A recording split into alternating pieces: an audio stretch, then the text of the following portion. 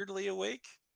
Calvid, you watch. So, Calvid, as you're doing the end of your watch, as the day is starting to go, looking around, though no activity, it is still very eerily quiet. You do not hear any animals or much noises at all. You do hear the low humming and chanting of Lady Varys off into the distance, doing what she is doing. And you do notice that every once in a while, where the land is very dark and barren, a little blade of grass, kind of with the greenage of a normal forest landscape, starts to sprout out. Not very many, but you do notice them every once in a while, or a little flower pops out. Whatever she's doing, it looks like she's slowly maybe cleansing the land. All right. I can't tell exactly what she's doing because I'm not a druid, right? With it, you don't have the druid skills and knowledge, but you know she's doing something because the land is starting to shift a bit.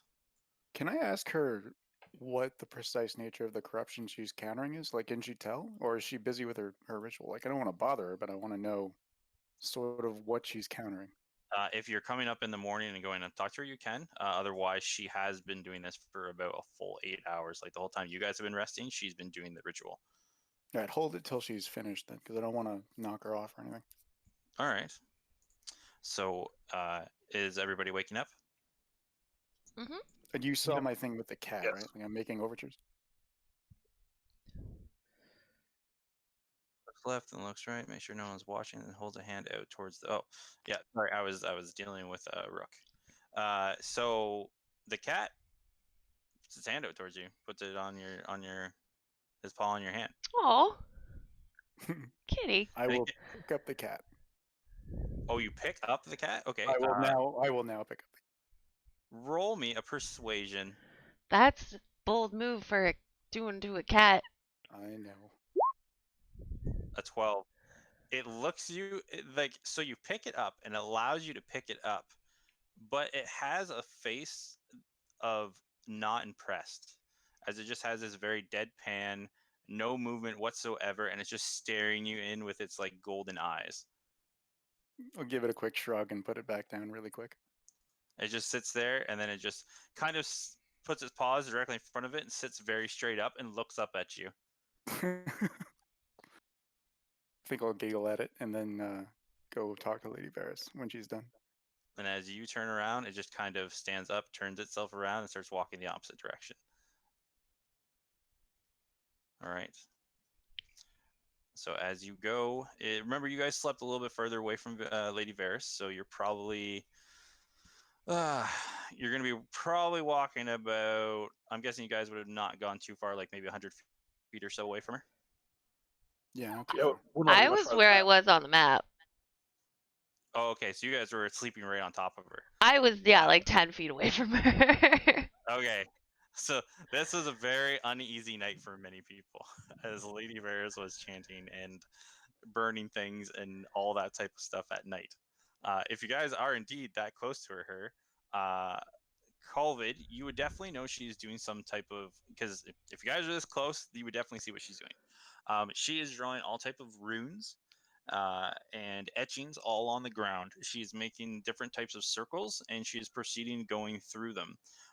If you take a big step back and kind of stand a little bit elevated, you would see that the 8 circles she makes form into a very larger circle, all at the base of the tree.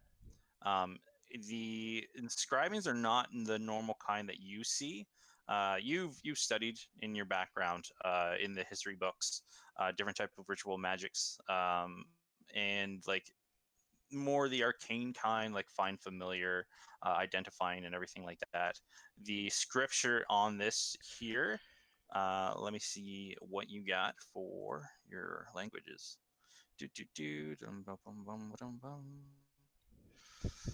You would know this. As you see, she is writing Sylvan runes all over the ground, and she is interconnecting them. So, yep, like that. And then you would see that they would all then start to form right onto where she is doing her main ritual. Can I decode what kind of corruption she's trying to counter? With this one, yep. So what she is definitely trying to counter a magical. With it, what she is doing is trying to purify the land, and she is combining it with a decurse spell. Decurse, okay. So she is using decurse, and she is combining it with with the plant growth spell. Okay, and I can read that just from the spell diagram. Yep, you understand Sylvan, so you can understand what she's trying to do. Like remove curse? Yep, she's trying to do remove curse and plant growth at the same time. Can I tell if it's working properly or if she's facing resistance or anything like that? You can roll me an Arcana check, and then roll me a Nature check right after that.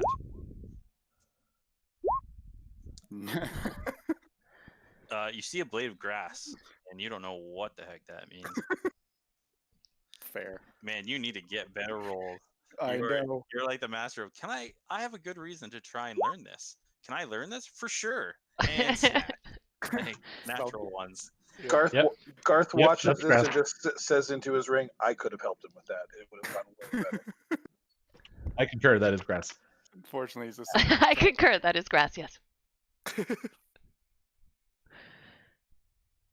Cinder's gonna look over at Garth and go over to him and just be like, "Who are you talking to?" Oh, this is Cinder. You're really gonna like her. Just a second. What? What? Who are you talking to? I'm talking to this ring, Cinder, as I think you can clearly see.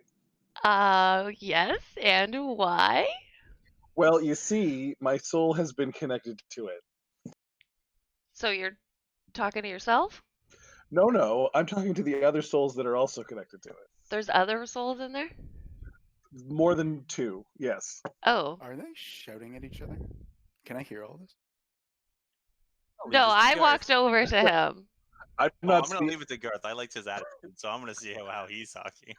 I'm not He's speaking quietly boasting. at all. Okay, perfect. When I whisper into the ring, it's like a stage whisper. I'm not even like that. Not even that quiet. Okay. I'm gonna roll a religion knowledge roll, and I'm not liking the sounds of this ring having a bunch of souls in it. Okay, so what are you trying to figure?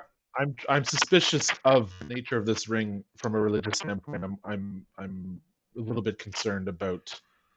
So you're trying to recall his pastimes when you would have heard about a ring that, like something that possesses souls.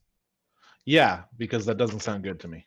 Yeah. Let me look at your proficiencies and see which one would fit best, because I don't know religions. Religious people don't usually meddle in this type of thing. One sec. Use your history. Okay. Actually, wow, that's pretty good. Very good. You have heard of things in the past. Not so much in your religious sect, as religious people are very much on the fact that they don't dabble in souls. They revive them and try and bring people back, but if people choose not to stay, that's their call. This is more in your studies of the taboos. People sometimes hold their souls in vessels to find a new body or to avoid permanent death.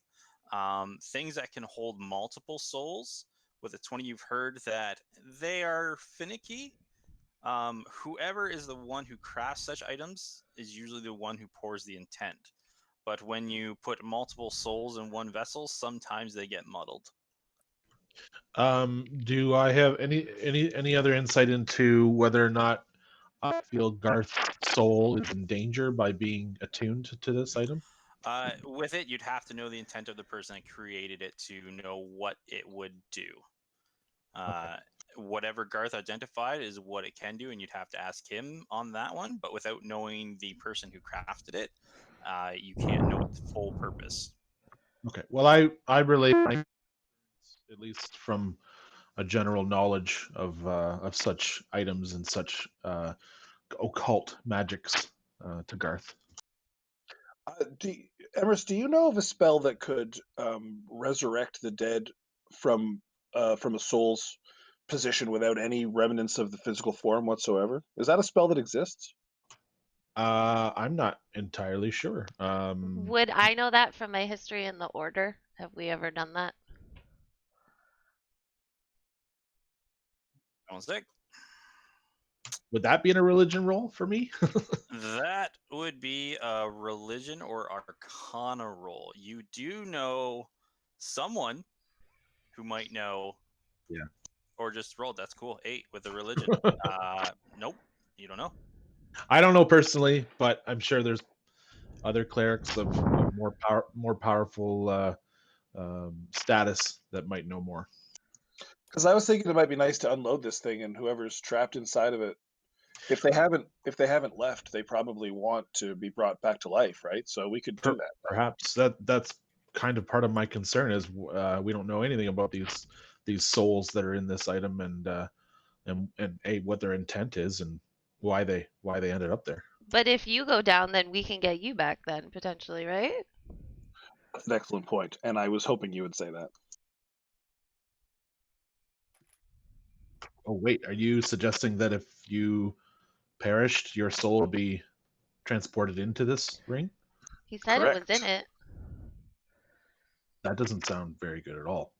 Well, I my don't soul, see how that sounds bad. 'Cause then we can As get a- back. We would, unless we know how to retrieve him. If we don't know how to retrieve him, then it's very bad. Well, then 'Cause I I can't- have a little ring friend that is Garth. He's always with us. Yeah, We can never bring him back. it's fine. He can still talk to me. no, I think you can definitely get brought back, or else what's the point of creating a vessel for souls, right?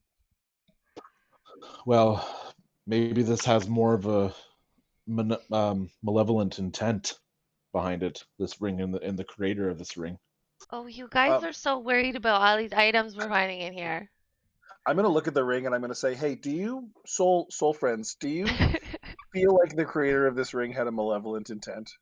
And I'm going to listen for the response. They all scream at you at the same time. They're all just screaming. "Ah!" No, they say it's good. Oh, okay. All right, cool. All right. It's a very lovely ring. It looks good on you. I'm really enjoying it. All the blood coming out of your finger notwithstanding. How much blood am I losing? Not a lot, right? Like it's kind of Oh, sealed up. it's done. Like you're the sealed deal is up. done. But the thing is you still feel the needle through your finger.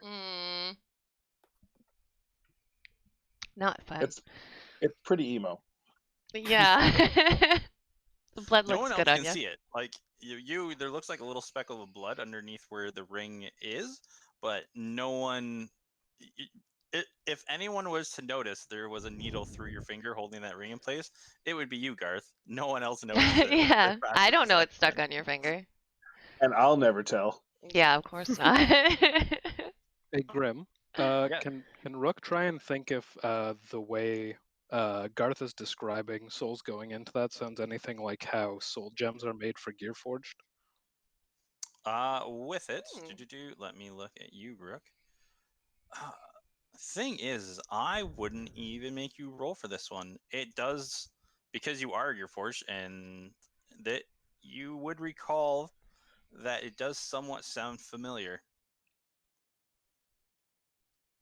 Not so much that the ring process or anything, but you have heard that some of when the Gearforged are made, some souls are left within gems and then are used at the Matrix. The Matrix. Is that what you're asking? Yeah. Thank you. Yep. All right. And as you guys are all having this conversation, you hear the chanting stop, and all of a sudden you feel this rush of like air dissipate from where Lady Varys is, and the wind, the grass around you all kind of shifts, and you see all the spores of the mushrooms kind of blow in the directions away from you. Oh. That looks like a good sign to me. Yeah.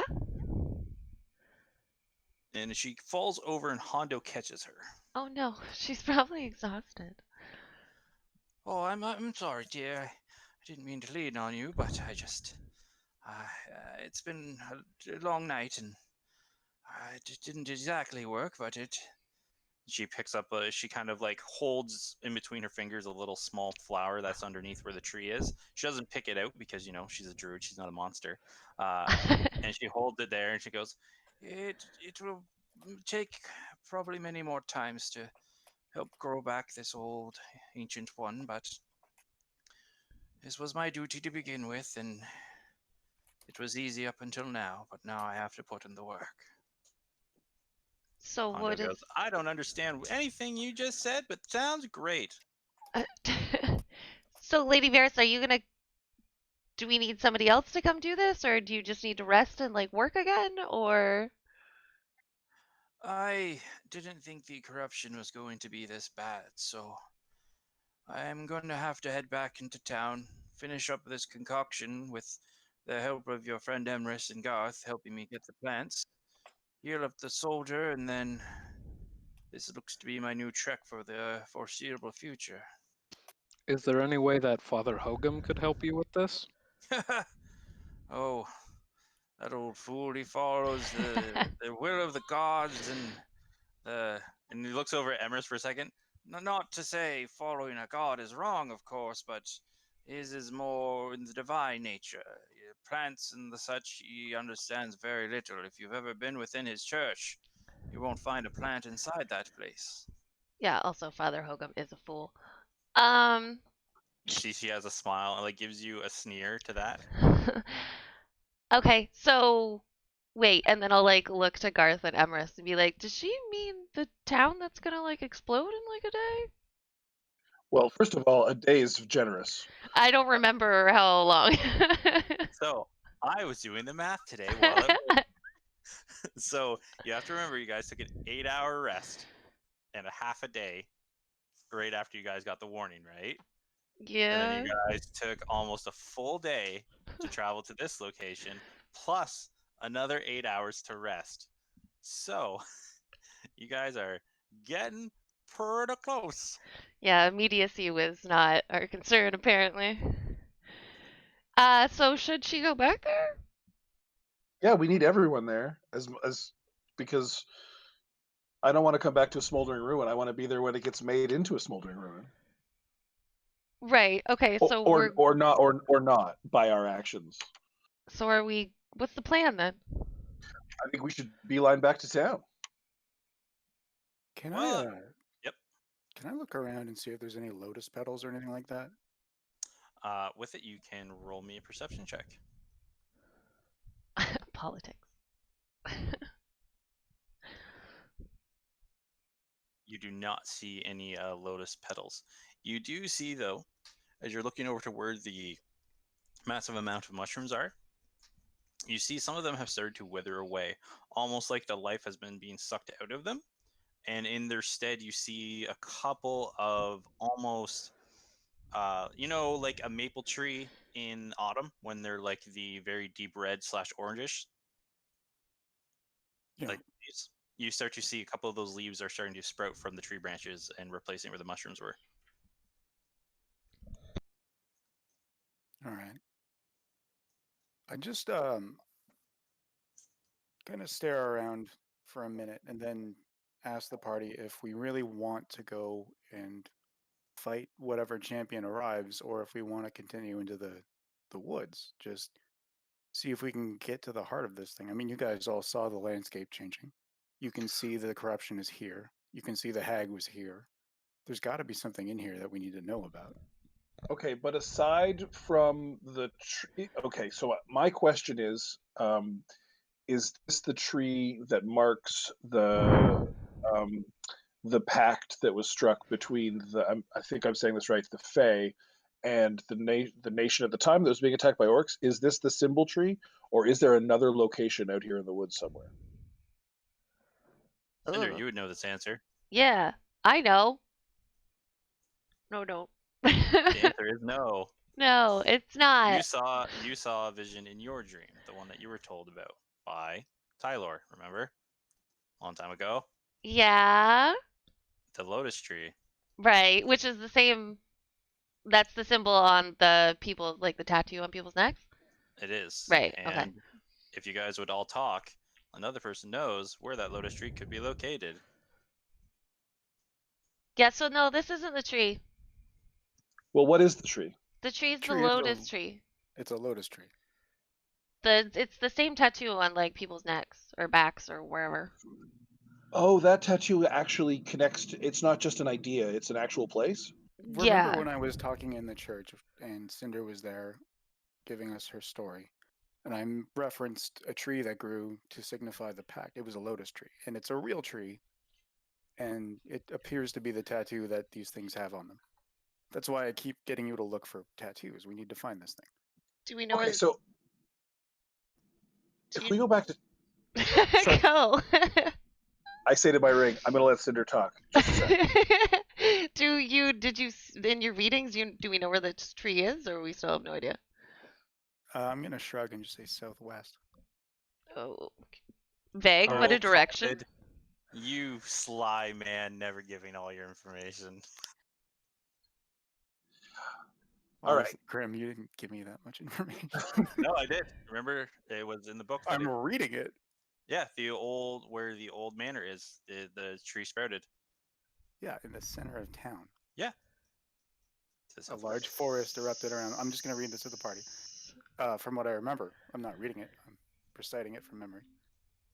People of Margada were requested by William Lyriev that if their families could be saved, that they in turn would give their saviors a portion of what they could achieve. The citizens agreed, and a large lotus tree emerged in the center of town, and a large forest erupted around them.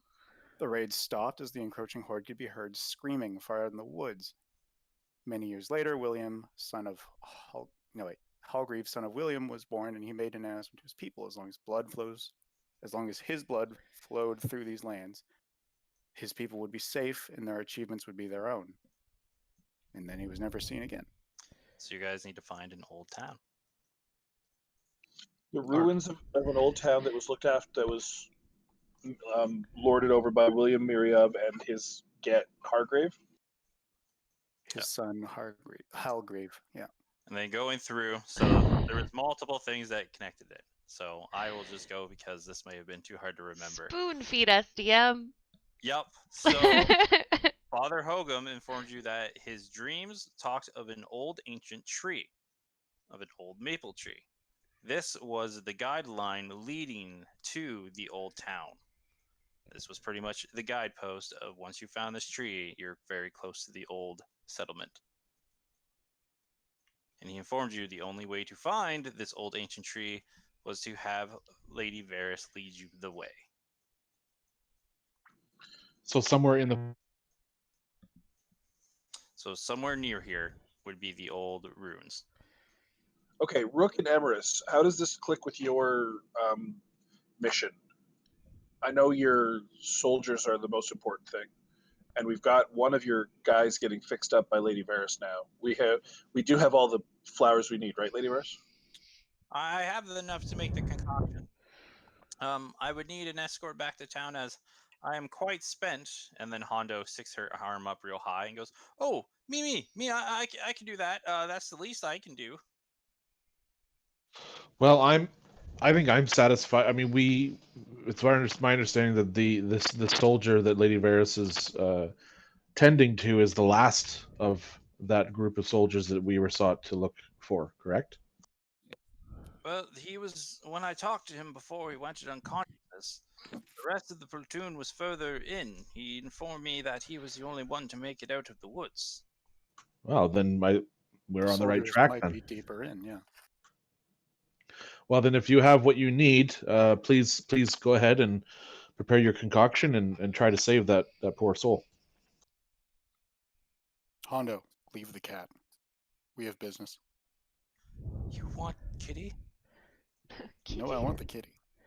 But we have such a bond. And you hear that she like grabs it, tightens it tight, and Tries to get I'm away. gonna hold my hand out to the kitty again, just like with a really like savior kind of expression on my face. Like, you don't want that. roll me an insight. I love it. I hug it, and I call it George. I feel it, George. Yeah, that's pretty much Hondo, I would believe, with the cat. Like aggressive petting. Aggressive petting. So like in the you know that painting where it's like the man and I forget the name and this is terrible, people can just bash me for it. But you know where there's like the man and then the god and they're reaching out to each other in that pose Yeah, of like Yeah. Michelangelo. that The is like man. Calvin and the cat right The now. man. Calvin and the cat right now. The cat's like, save me. Come to me, my That was child. a Michelangelo painting, wasn't it? Yeah, it is. Yeah, it was. It's Hondo, actually not actually in the Sistine Chapel. I think it's, so. Yes. it's the ceiling of the Sistine Yeah. Chapel. Yeah.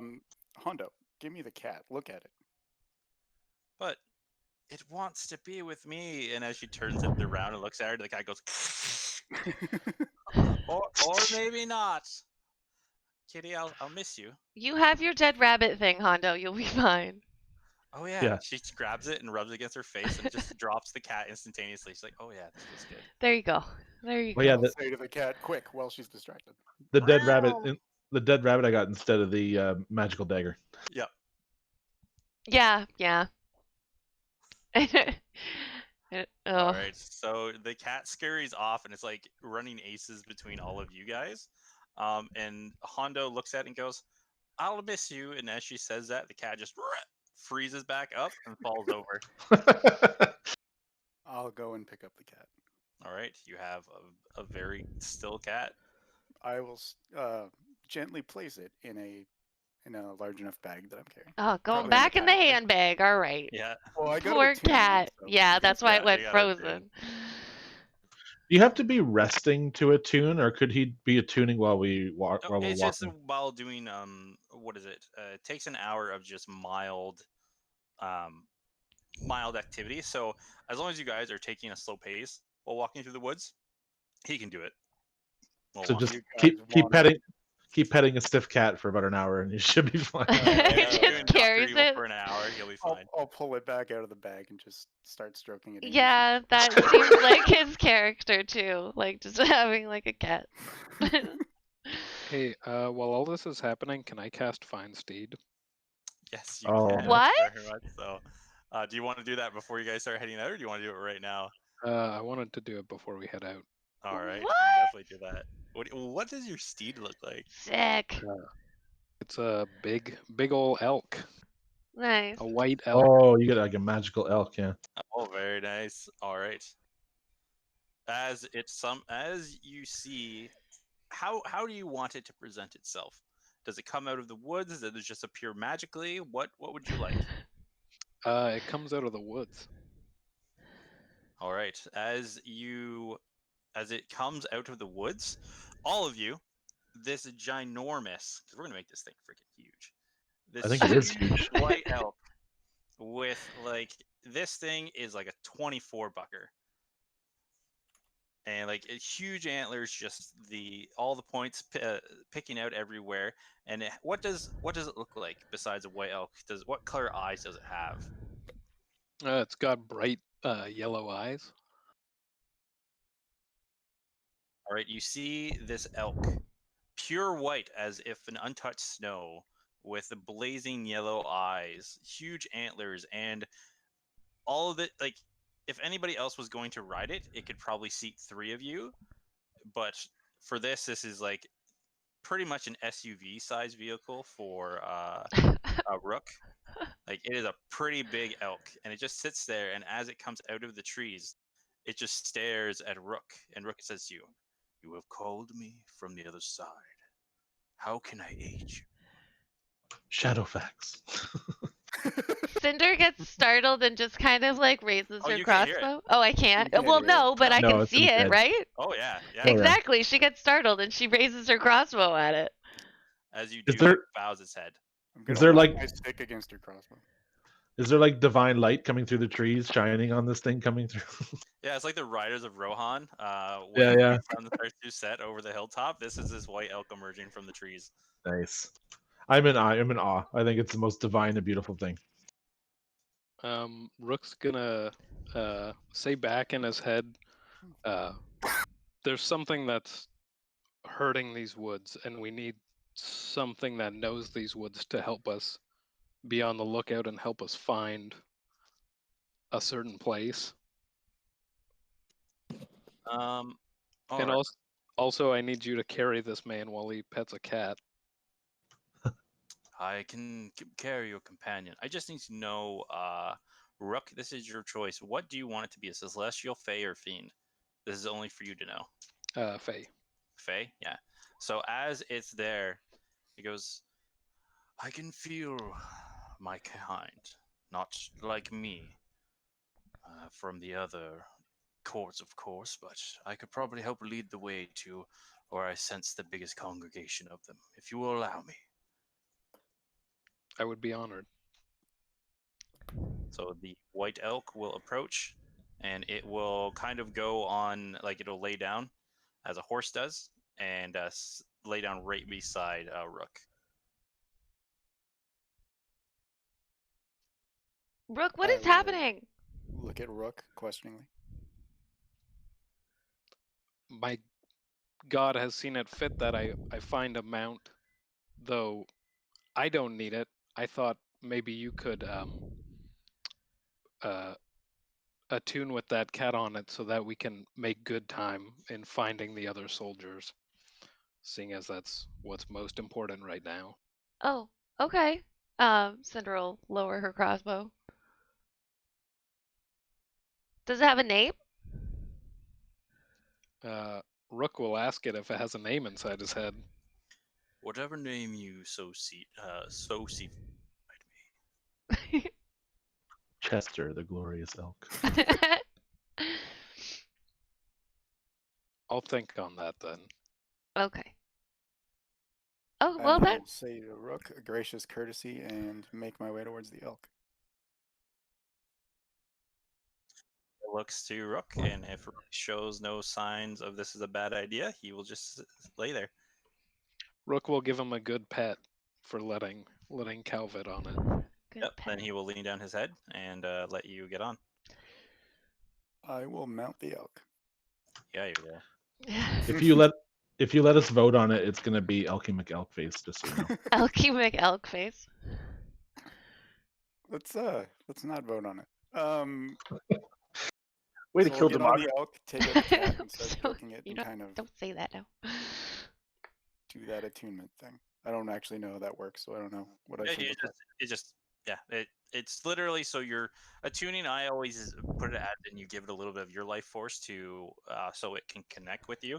So it's literally you're just sitting there concentrating on it, and all of a sudden you feel no one else notices, but you feel a little bit of yourself go into it, and then all of a sudden the cat would start to stir. All right. All right. Well, which direction? Yeah, I what guess. are we doing? So has Lady Varys left yet? Lady Varys has not left yet. She was waiting for you guys to talk with her. Okay, yeah. I just want to. So we've determined that we are now searching for some ancient ruins of a village, and that it's somewhere near this tree, we believe. I'm going to ask Lady Varys if she's heard of anything like that, if she could point us in the right direction. Wow, he's huge. Oh, pretty. She will. Uh, as I've charted the woods before, there is a clearing further to the west, and it is in that direction. And you see Rook as she's pointing. Your elk looks at you, and goes, "That is where I sense my kind." Oh. Excellent. Then I propose we set off, and I will take point and use my navigation of the woods skill to help us plot out a good route. Am I still able to communicate while I'm doing this? Yeah. But I can't tell what the thingy is saying to Rook. No. No, it is speaking telepathically with Rook. Okay. Okay, are we leaving now or do I have time to put on makeup? Is that an honest question? Yeah. It's my morning ritual. I have to do it. I think you would have been doing it while we're talking, I would assume. No, if makeup needs to be done, we got to do this. I have some questions. So Cinder, do you want to start with your mirror? Yeah. Oh, yeah. Is it still wonky? Yeah. Okay. There's water. You could just use the water as a reflection. We're gonna move to. No. We're gonna move. We're gonna move towards the where we think the ruins are. Rook, that elk. Is that the spell you cast? Did you cast that as a spell? I mean, I feel slightly more drained, but I think this is my gods doing that. It's here. And you channeled that power through some sort of divine spell casting, though. Like, am I thinking about this properly? Did I Don't- make it come here? Is that what you're asking me? Did you will this into existence? I I think it already existed. His god but it gave him a came to present. me. Your god gives you guidance all the time. But I you know. you I just, Rook initiated the action of getting it here, though, correct? okay, we're gonna have a long talk about this because this gives me an excellent idea. That being said, oh my goodness, that's so fun. All right, no, Cinder, What? the puddle thing might have to do for now because we haven't fixed your mirror yet. Well, yeah. So if you do the, or do you want me to do your makeup and then while we're walking, I can cast mend into the mirror until I get it. I sorted have out. a compact. I can try and do it while we're walking if it's a big deal. I found a you have- path. All right, so I know we're in a rush to do this next leg, and I appreciate that, and also gigantic elk. So, I mean, I get it, but here's what we have to be sort of thinking about. If we walk towards the center of this lotus tree in this ruined village, this is probably where the big scary voice that came to us from the owl bear originated from. Right. Huh. If we are in town and this thing is confident that it can wreck our business while we're in town, we are right now, instead of being where it's supposed us to be, headed right into the heart of its home operation, central location, which means it's going to be significantly stronger than it was if it were to actually have to travel to town to attack us. Remember, it sent an owlbear, a frenzied owlbear at us. That's not the behavior of someone who is coming from a position of power. That's a stretched line. So The attack was imminent if we stayed in town, correct? it was threatened that way, yes. Right, but we have an opportunity to pursue it and perhaps resolve this diplomatically.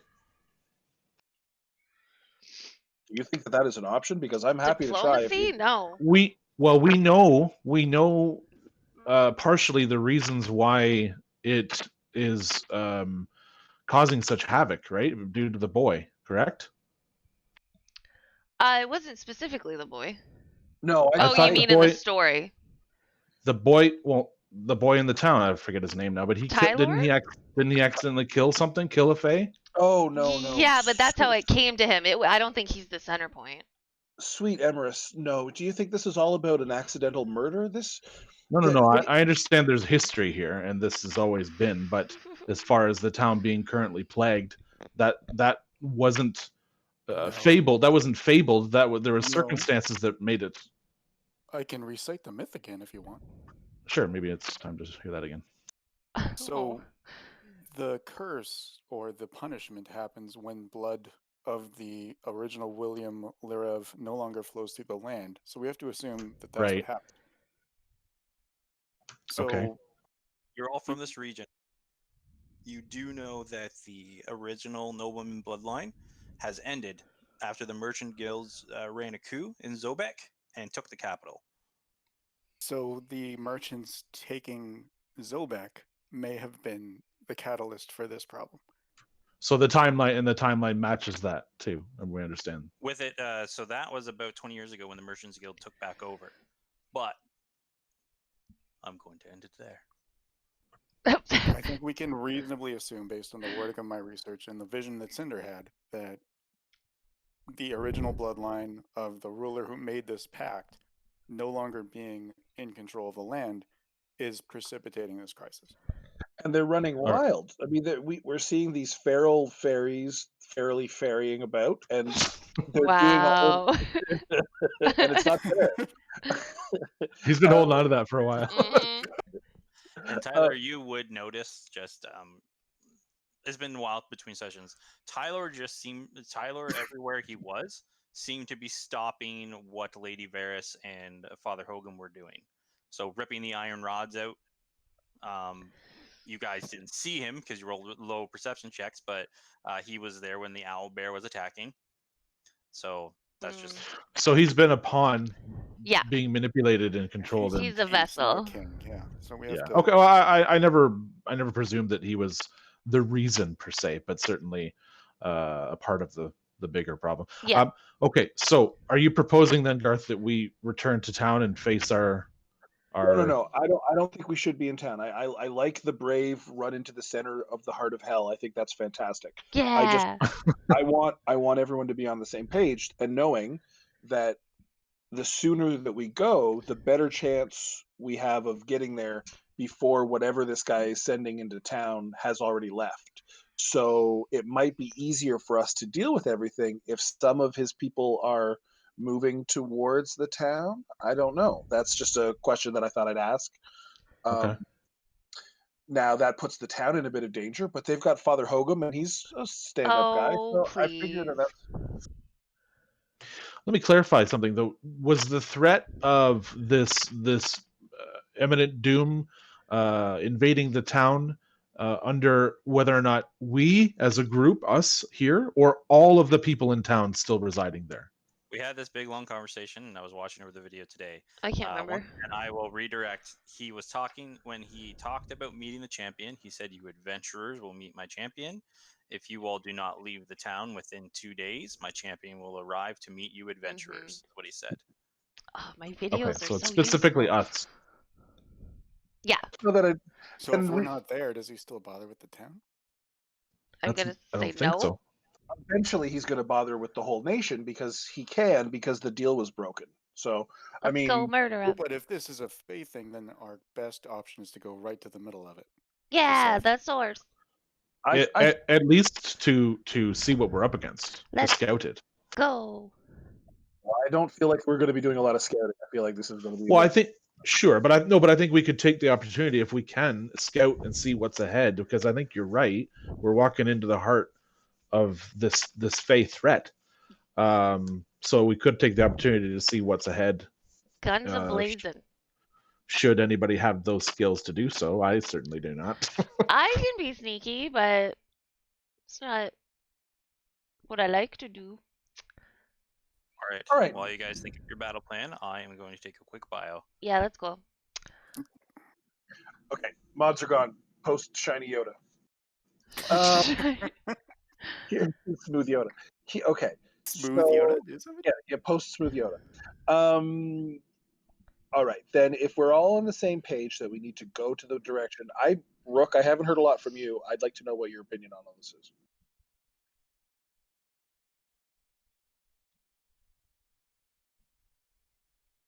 He's Hey, in Rich, awe of his elk. really decent conversation. With Sorry, were you talking to me? Yes, Yeah. Rook, what's your opinion on all this? What do you think we should be doing? I think we should probably. It's a hard decision. If he sends his champion to town, that sounds like it's just one thing, but we have no clue what we're dealing with, and we know that whatever is out here has taken the entirety, except for one, of the Undying Suns. They're very strong. I think the best we can hope for is if the champion is missing, then that's one less thing. I don't think we should think of it as, you know what I mean?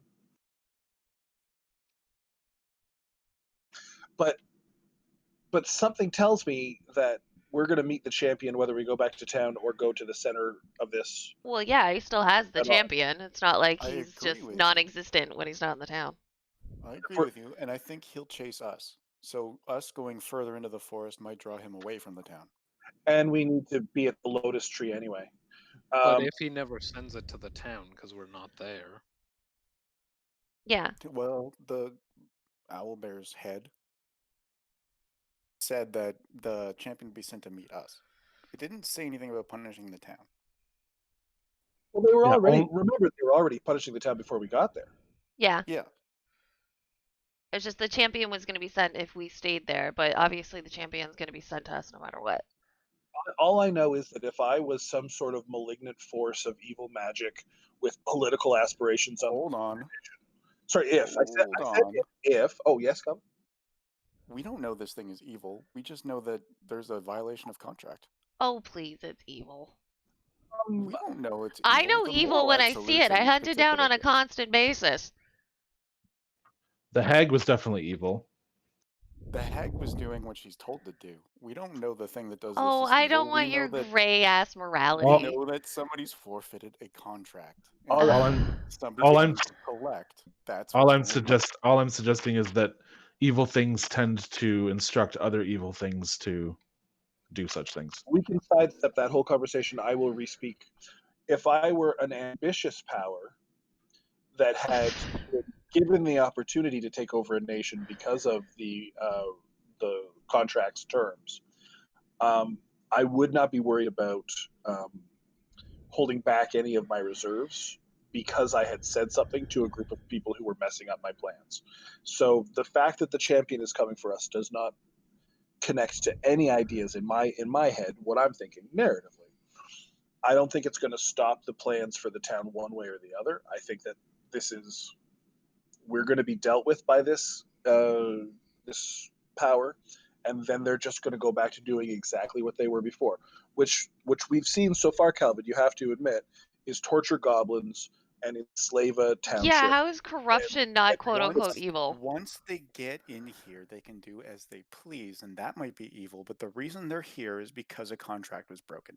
So do you think that if we Does can this matter? somehow solve the contract problem, they'll be Yes.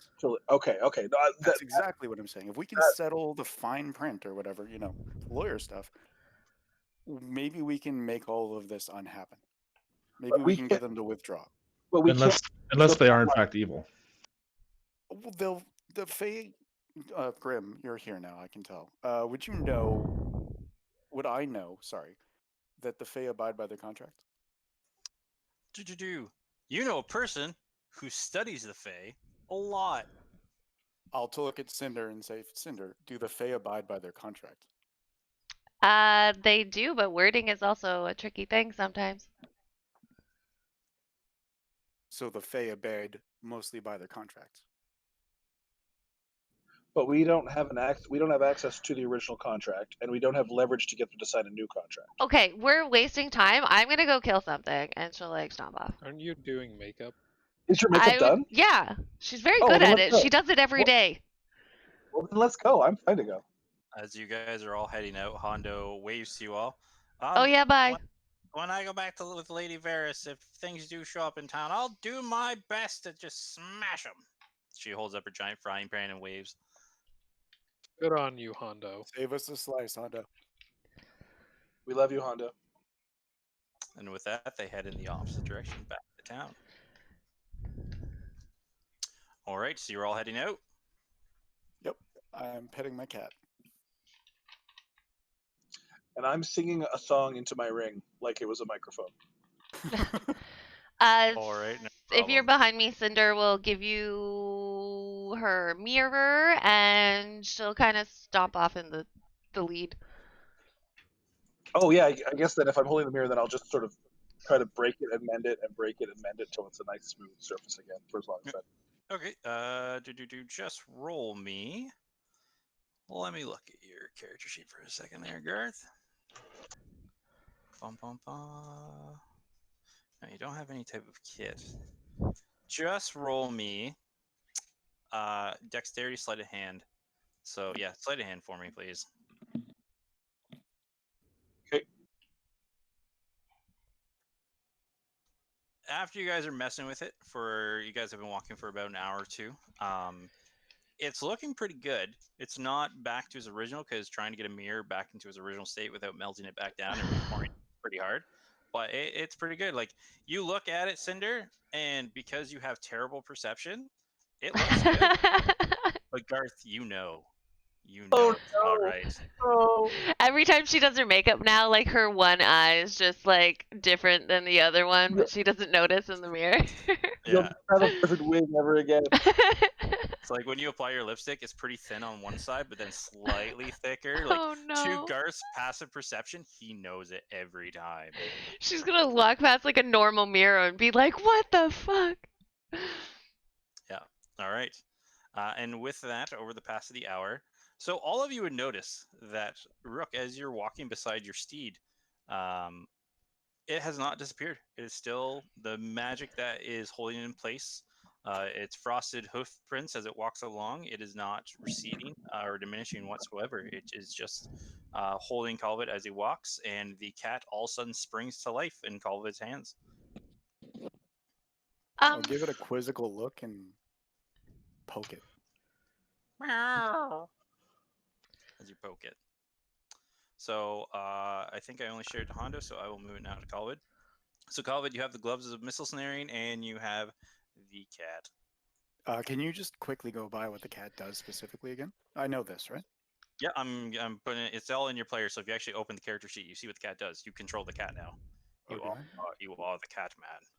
The cat. Okay. Not the greatest label. Where's the cat? The cat is right above your character sheet. Above my. Oh, okay. Not on my character sheet. All right. As they're walking, Cinder is going to, I guess, look at Rook and Emrys and be like, "So, your guys' god is the sun god?"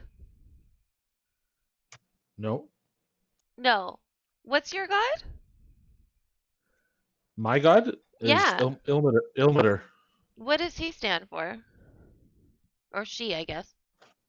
He. He? Okay. 1 second, I'm just pulling up the wiki. I don't remember. So he's known as the crying god or the broken god. He essentially is the representation of endurance, martyrdom, perseverance, and suffering. Oh. And Emrys. He's, Sorry, go ahead. yeah, I'm just saying he's an utterly good-natured god, though. Yeah. Wait, didn't you say in your description that was it just Rook that was all sunned out, or did you have some sort of emblem or something? I have an emblem which bears the symbol of my god, which is two hands bound in red cord. Oh, okay. Okay. And Rook, what are you? You're all sunned up. I am. I follow the god cores. And is he the sun god? Yes. Oh, okay. I'm sorry. I don't He's know the much about God. sun. I would think that somebody that looks like you might have some inkling of him. No, I don't know anything about gods. I have nothing to do with gods. Cinder Course is the Lord of the Sun, the bright master of the chariot. Some say son of Skarog, the perfect knight. I've heard Lord of Light and the destroyer of the darkness. Course is patron of the Magdar and friend to the Magus and warrior. And warrior. And what's your god again? Why do you ask? I just curious. Is that personal information? I feel like you've mentioned the name before. I just don't remember. I just want to know how interested you are because I have a pamphlet. I don't want a pamphlet. Give me the cliff notes. I worship Rava. Brava? Rava. Rava. I feel like Brava's off something. It's a beer. Yeah, but I also think it's something else that I've heard of before too. Okay. Rava is the gear goddess, the clockwork oracle, mother of industry, spinner of fate, merchant goddess, patron of the city of Zobek, patron of weavers, and the gear forged. And when I say gear forged, I wink at Rook. Gear forged. Hey, That's you. Hey. Yeah. So, also, I'm curious. Are you guys like... She looks at Garth for a second, trying to, like, actually find the right words to say. You like me to help you with diplomacy? I give you advantage. I don't know much about your people? Like, do you have a family? Do you have parents? Is that a thing? Me? Rook, Yeah. are you going to give Cinder the talk? Because I'm living for this right now. I know where babies come from. I have one. I just don't know about metal things. Something about the mechanical owls and the mechanical bees. Mhm. I believe that at one point we all had families. The things that make Gearforged, I guess you could say, Run is a soul gem similar to that ring that Garth is wearing. So I will flash the ring, show Willie. you have a soul gem in you, Yes. and That's you. what. Does it contain the soul of a former living creature? Yes. Former What? question mark? Well, former physically living creature, I mean. So. Okay, so there was like a soul that was put into gem, and then it was put into you. Yes. Okay. At Huh. least I'm pretty sure that's how we work. And Garth, you would know, as you were a companion to someone for a very long time. He himself spoke of feeling a disconnection between who he is and who he was. It's a rebirth. It's not a upgrade. It's a change. If the soul is the same, then it's so different. Then describing it as the same would be a waste, and it would be bad language. So there's no awareness carried over from the former life to this life. Well, awareness is such a complicated thing. I mean, maybe the Rook couldn't maybe sit down and give you a write a book about all of the incarnations of Rook uh, on the journey, but does that mean that everything is gone? Who knows? It's the nature of the soul. I have 7 souls, maybe 8, I don't know, and I show the ring. But do I know what they have to say? No, I have no idea. It just sounds like screaming in my head so far. Yeah, but So they're not far. yours. Yeah, they're not Wait. your souls. Yeah, They're- well, they're not yours. And I sort of take the ring and I put it sort of close. But they're mine. I don't want them, Garth. I don't want your souls. I'm simply saying that they never resided within you. They've always been they've been in that ring. Whereas we're Yeah, talking about a soul that's passed from another living being now into a gem that was installed into the creation of Rook. Yeah, so Rook, was that your, I guess, past life's choice to be put into the soul stone and then put into you? Or is that just how you're created?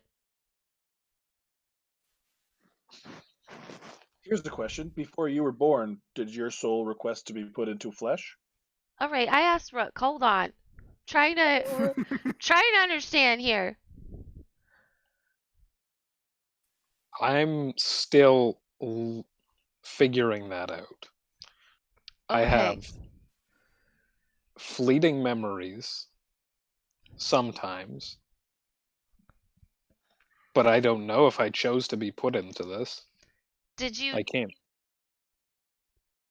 did It you sounds like a question that's reserved I'm for so confused. Rook's creator. I'm so confused. Do you know who created you?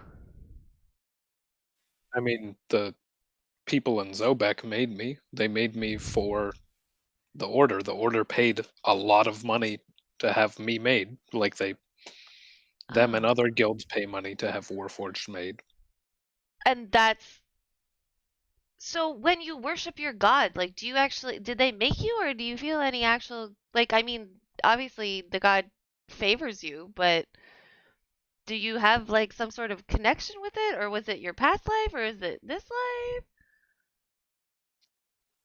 I don't know. I'm here now and I'm here for Cores. And he's put me on this path. Uh-huh. Okay.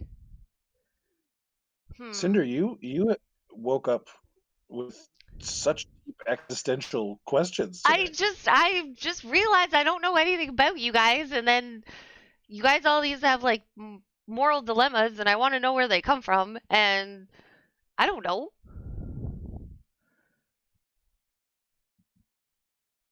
Should I not ask questions? I don't have any moral. I can't speak for anyone else, but I certainly don't have any moral dilemmas.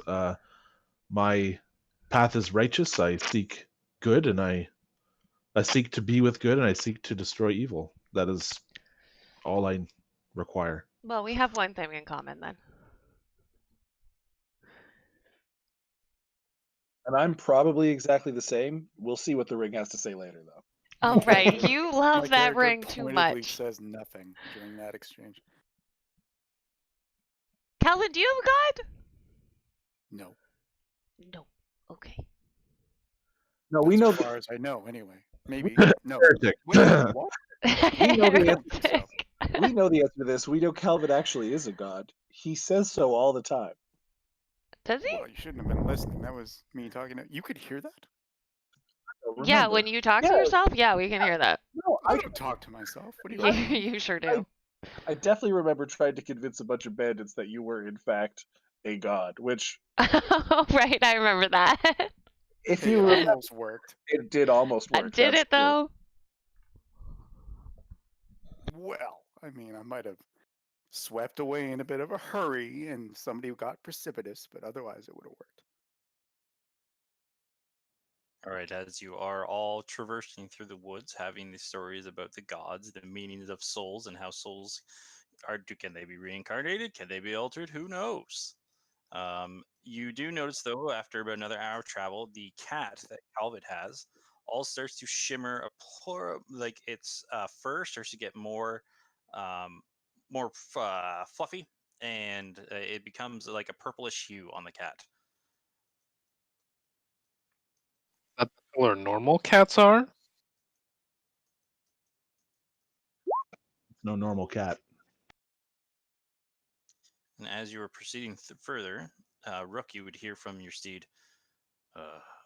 Master, I can feel a large presence.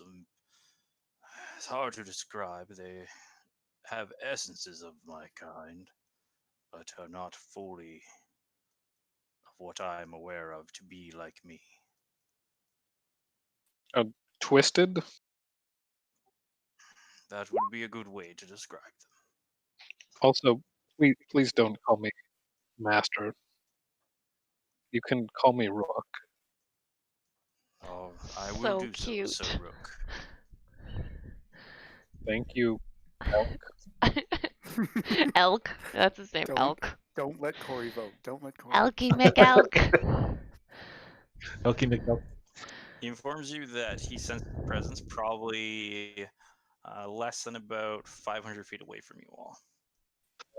That Dungeon Master, that Fey weird elf dude that we met with the giant badger, did he mentioned the difference between him and these Fey, correct? Yes. Like there's did he use certain words to define the Yep. two factions? Yep, he called he Steely didn't do the other ones. He just the ones that he didn't want to go near. He called them dark, dirty, corrupt. Unclean, unfriendly, and unseen. There you go. Okay. Did he use the word unseelie? Yeah. Yep.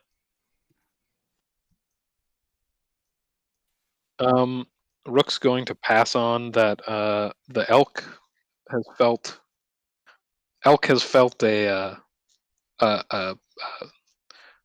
those creatures or whatever the Fae are within 500 feet. And he's going to try and do that nice and quietly so anyone who's eavesdropping wouldn't hear. Can I have the cat make a perception or a sniff check? You can. Sneef. Schneef. Go for it. So it has advantage on smelling around.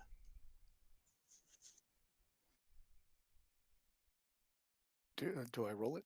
Sorry, I've never It's worked your with a game cat. before. It's your cat. You can open his character sheet. You have and then character just hit sheet. on where it says perception, like skills perception. Just click on that, and you can. Attributes and abilities. It doesn't have a Yep. click menu. Yep. It doesn't have a click menu. Just where it says perception, you'll see your pointer close.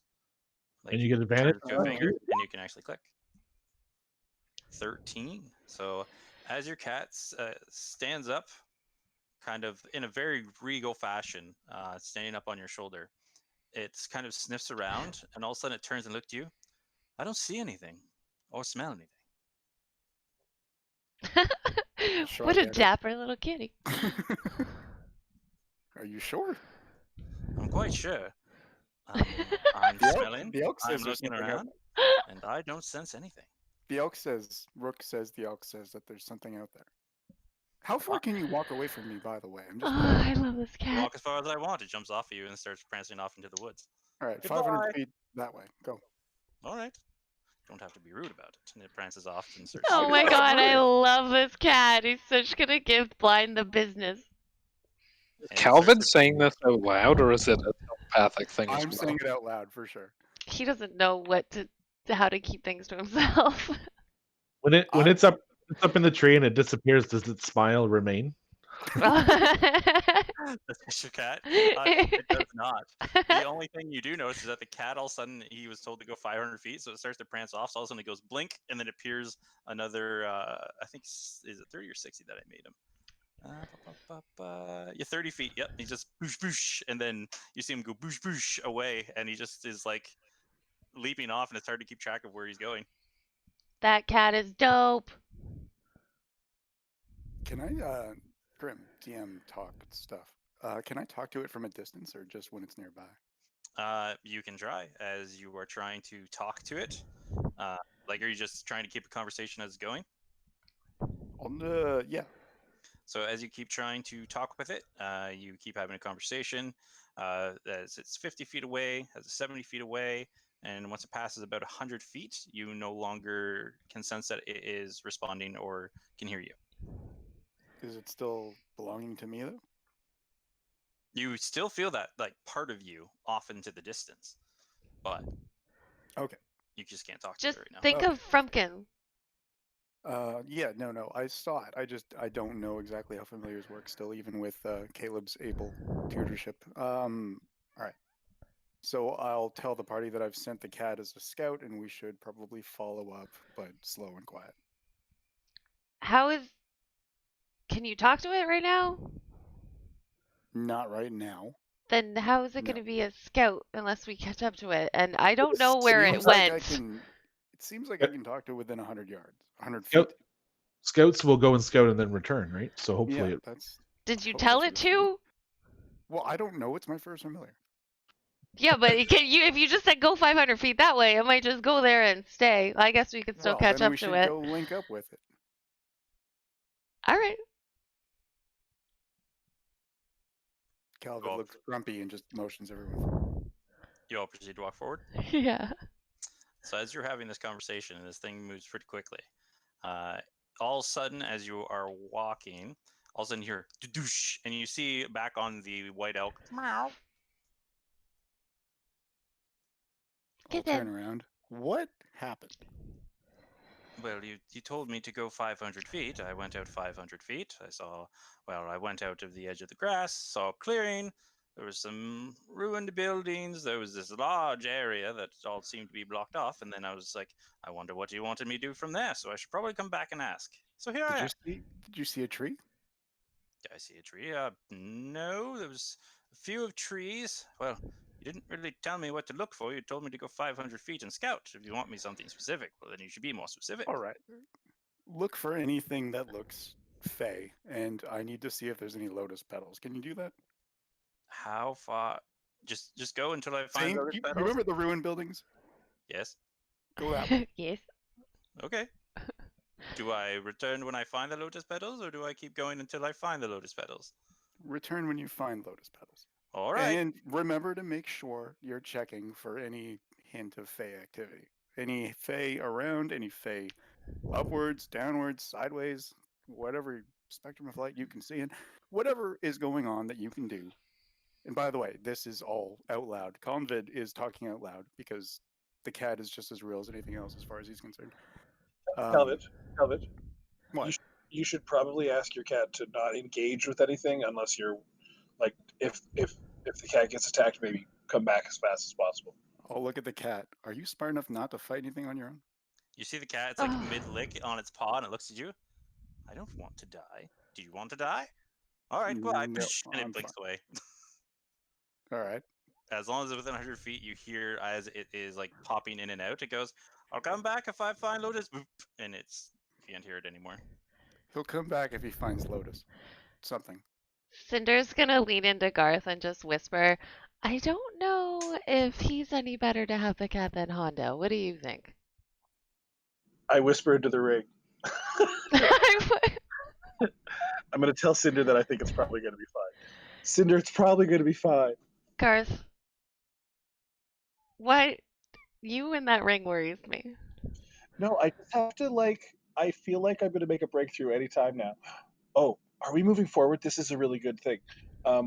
Rook, did you say that your elk could sense other fae, which means that the elk is fae, right? Am I right? Yes, I guess. Rook, is it okay with the elk if I pet your elk? Consent. Rook's gonna look at the elk and try and sense if he's okay with it. It looks at you, and since you guys have the telepathic bond, you can tell as long as it senses no aggression in what you perceive, he's usually fine with being approached. I think you can try and pet him, and if he'll allow you, you can. This might save a bunch of people's lives, so thank you. I'm going to move up to the elk, and I'm going to sort of, with my ring hand, sort of stroke the flank without moving my hand off of the hide, and think about how the elk is a fae, and see if it helps me connect with any fae voices within the ring. Okay. I'm also not thinking about the antlers as an antenna, although I don't think that has anything to do with it. Huh. So with this, you do feel when you touch the steed, this two things are going to happen because of this. You do get the connection a little bit better as the voices that were all screaming at once start to kind of static into the background, and one is emerging a little bit more, and you hear a little bit of a female voice trying to talk. Are you there? Are you there? And you see this as that voice is like speaking to you, the elk backs away from you and rears up. Oh, thank you, nameless elk of the forest, great friend of Rook and excellent steed. You've really moved us forward, and I appreciate that. Rook, it worked. I know that one of the voices is a lady, and probably fae, and probably a jerk. I'm guessing we have the hag. Really? Huzzah! Wait, the ring took the hag? Was she wearing the ring? She had She it. was not. You Oh. found Did it she in the have? bag. Oh, okay. Well, then, yeah. If she wasn't, so we know that it's a fae voice, probably. We know it sounded female, probably, and the elk not a big fan, probably. That'll help me focus, and it'll help me understand. So we know we're going to call ring passenger number one, elk Garth, foe, lady elk foe. Lady Elkfo. Garth, may I? Yeah, Did you yeah, tell us what the ring did? yeah. It eats souls. You told us what a ring did though, right? Like this is me as a player talking, not as my character. Oh, yeah. I only described the whole soul weirdness. That's the only thing that I talked about. So I wouldn't know that if you die while wearing it, your soul enters it? No, we did talk No, about we that. did. No. It has his soul right now, he said. As Calvin proceeds to murder Garth. I did want that ring. But the hag wasn't wearing it when she died, so that can't be the hag.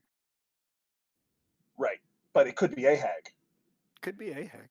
It could be the sister of the hag that we killed. That would be Yes. If the hag killed her sister, then your evil theory has some credence. Well done. However, just knowing one of the voices might help me focus on muting it and ignoring that one voice. I'm going to obviously keep trying on a bunch of different things, but I think this is a good start. Emerus, Yeah, Emrys and Rook, what are you guys doing as you're proceeding? Rook, the elk keeps informing you as you're walking. You guys are getting closer and closer to the how you would say the huddle of essences that he feels. I'm going to try and navigate the woods to give us some cover advantage once we get close enough to the clearing. Yeah, no problem. Roll me a nature check, and then depending on that is you can give people bonus. Once again, we'll do that bonus on stealth. You want to roll a 10 or higher.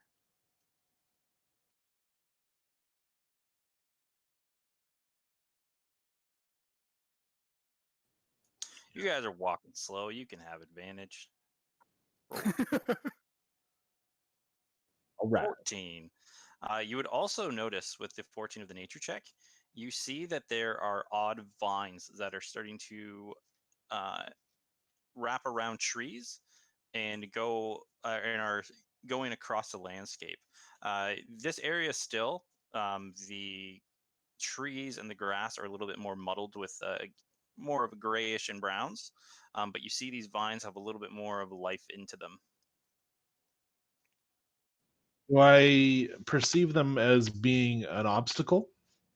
The rate of where they are now, they are not an obstacle. They are more like when you're walking through the woods and just like find a root that is just kind of slightly sticking out of the ground, but not actually protruding. You guys can walk over them, no problem.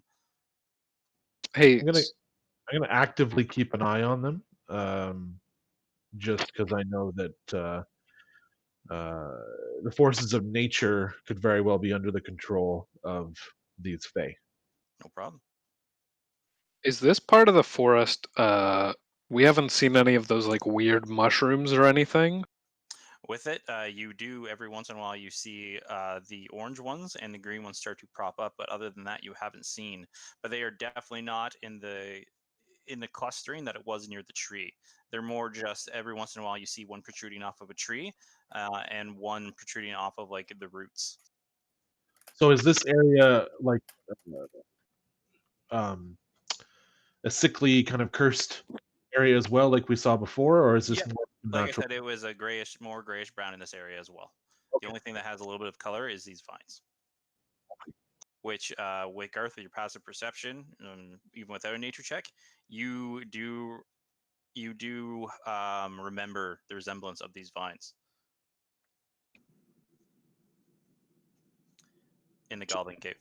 To the Goblin Cave, I would say to Calvin and Cinder, these vines you'll note are the same ones that we saw in the Goblin Cave, and then I will go farther and say, Rook, Emrys, when we were in the Goblin Cave, there were vines much like this. They were bad news. In what way? Did they have Um, something to do with turning those soldiers into what they're? exactly right. They sort of stuck into the creatures and turned them into vine puppets. So should we be cutting them down or burning them? Burning avoid- them is the only way I know to do it, but we have torches. Or And- avoid them entirely? Now, the other thing is when we burnt the vines originally, there was a lot of screaming, and it awoke something, and our certainly our element of surprise will be completely lost. Plus, we'd be dying of smoke fumes. Also, we Maybe almost just don't died touch when them. we went close to that thing. And unlike the cave, these are everywhere.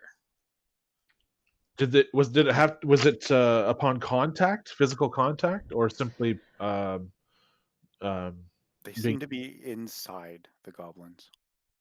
Yeah, but there was certain parts that there were certain things we went to or something, and it like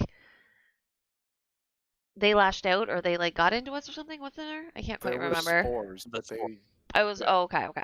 The vines attacked you when you lit them on fire.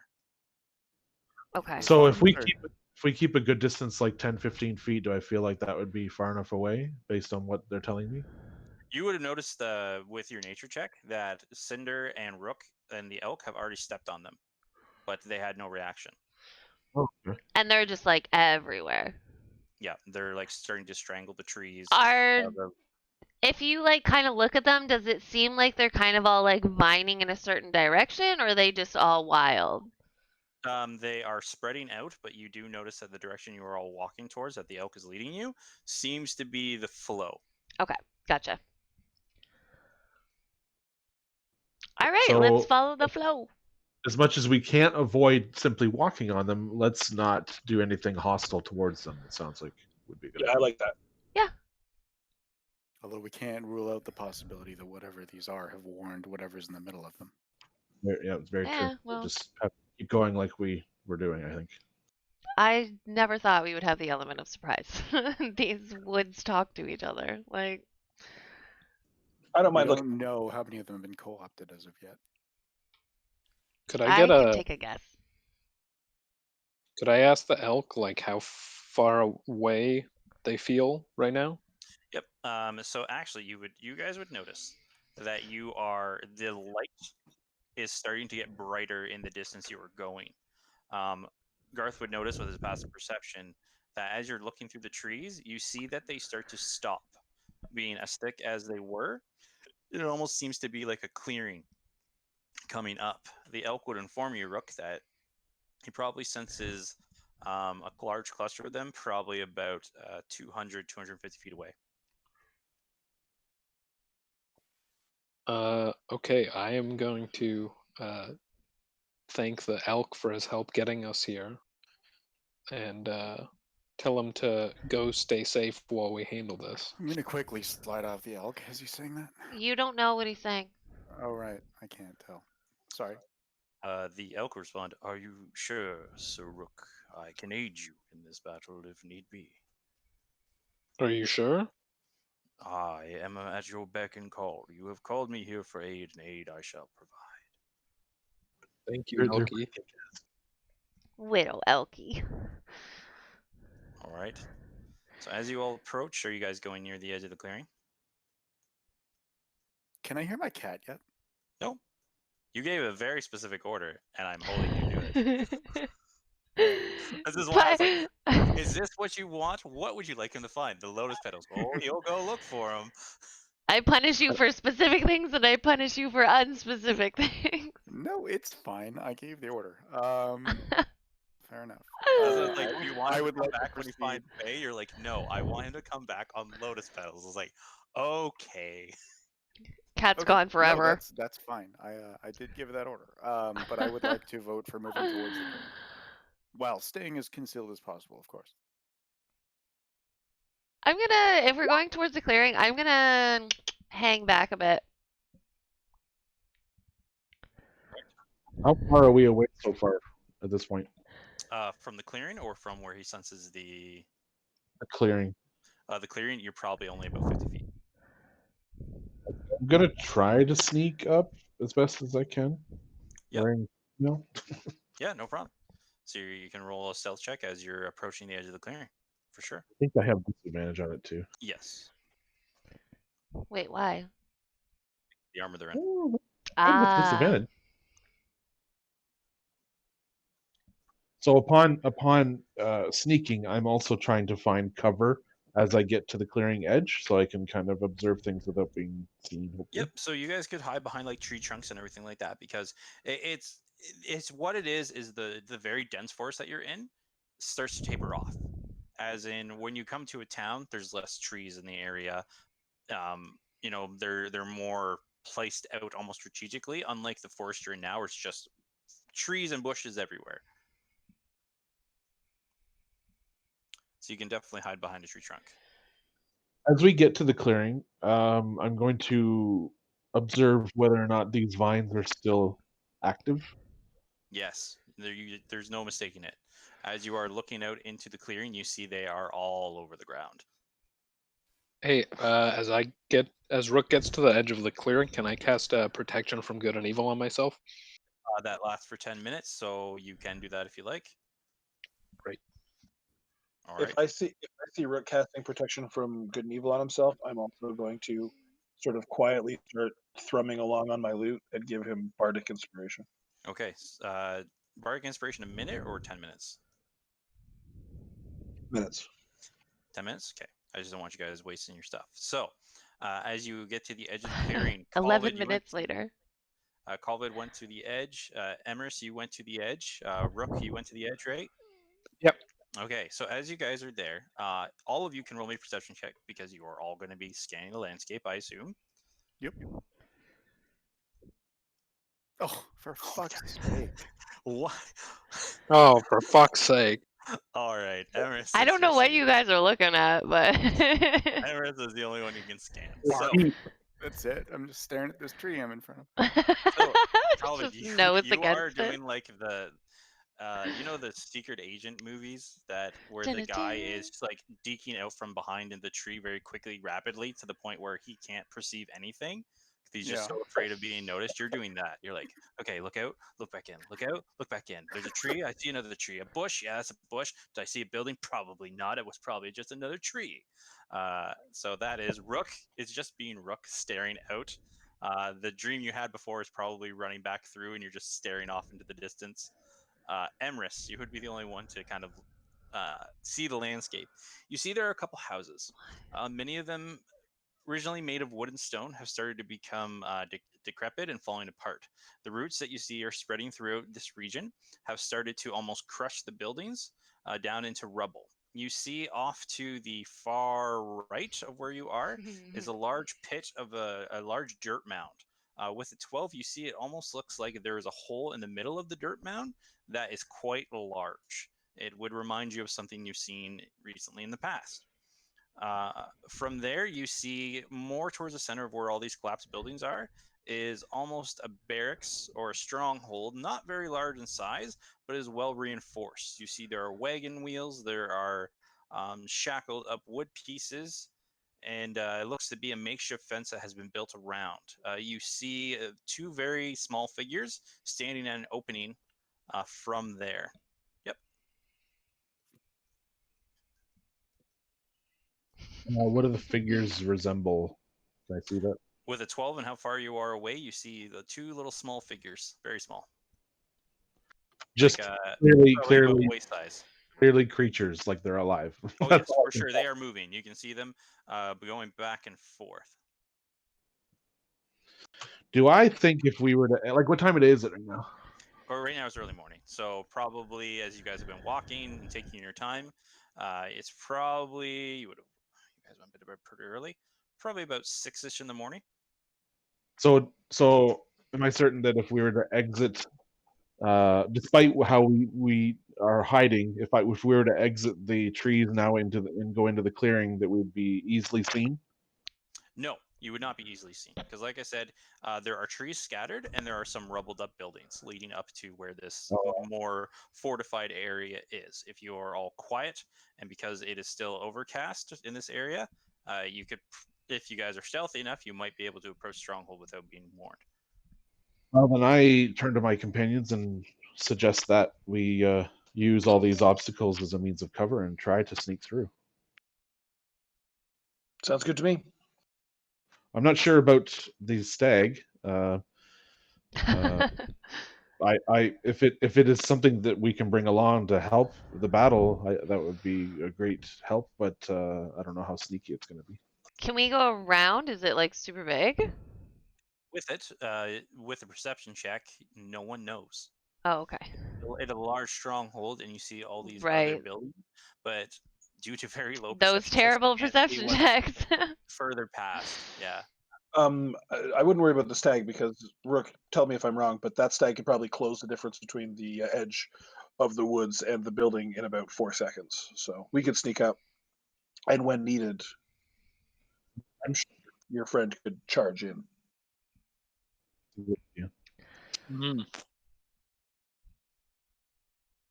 Okay, well, Okay, well, you guys go some sneak. rolls. I'll stay behind everybody. Like maybe like I don't know, like 20, 30 feet, just in case they get in trouble.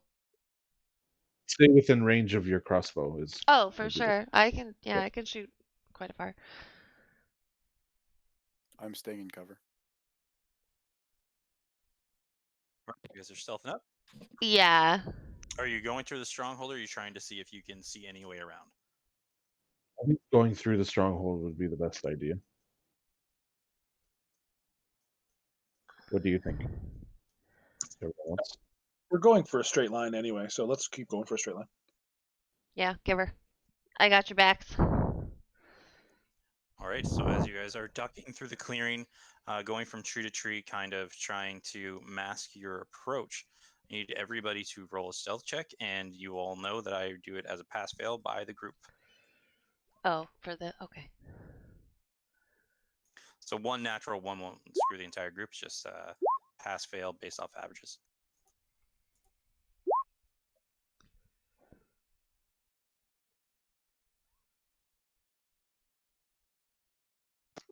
Yeah, I have to set it to disadvantage because I'm wearing chainmail, right? Yep. Okay, thank you. You can just do advantage, and I always just take the second roll. I don't. Yeah, it doesn't really matter because it doesn't put one roll above the other. It just rolls 2 rolls. So it's whatever you want. Yeah. So like 15 would be your lowest. All right. Just a reminder, Emrys, you do have that one that you can give someone advantage if you like. Yes, I will. Doesn't look like our friendly neighborhood magic user is doing so well, so I'm gonna throw him, You've had throw him a the bone. worst luck with rolls. All right, Calvi, you can roll one more time. One more time. All right. Yeah. Ooh, hey. Thanks, Look at Emma. that. First roll of the night. Finally, 2 digits. All right. So as you guys are going around these buildings, you peek into them every so often, and you see that these were houses and homes. You see kitchenettes that the wall has been completely torn down and ravaged over time. You see what may have been a library long, long ago, but the books at this point have just become mildewed with mushrooms growing out of them and just completely slogging and wet to the elements. If this was a capital or a village long ago, it has seen very far better days. You are deking out and starting to approach this stronghold. Where you all are, you're about 55 feet away. And who is leading the charge, may I ask? Not me. I would look to Rook. Yeah. I think you, sir, should. Sorry, you guys are gonna ask me to lead us when I have been blindly missing everything. Yeah, but Well- you're a beefcake and you're normally really good. Yeah, we're not worried that your eyes are made out of tin. We're worried that your body's made out of steel. Exactly. Thank you for noticing. And you have All right. elk friend. I got your back. Way back.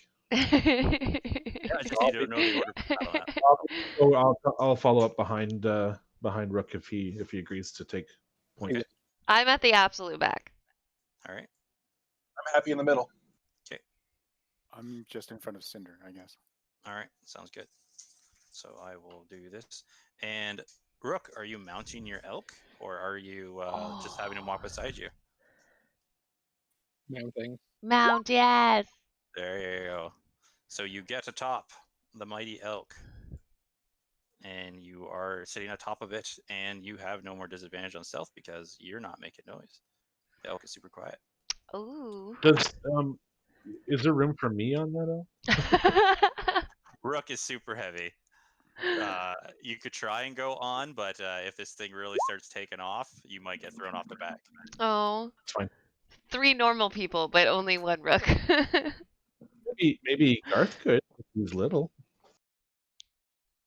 Oh no, he's not. He's human. Never mind. I keep thinking he's a halfling. Nope, Hondo is the only halfling. All right. So as you approach, need whoever is trying to scout as you walk, roll me a perception. Oh god, I'm always zoomed in so far. Wait, why can't I? Is this supposed to be all black? There you go. Oh, okay. I see. Oh, there's little barky barks.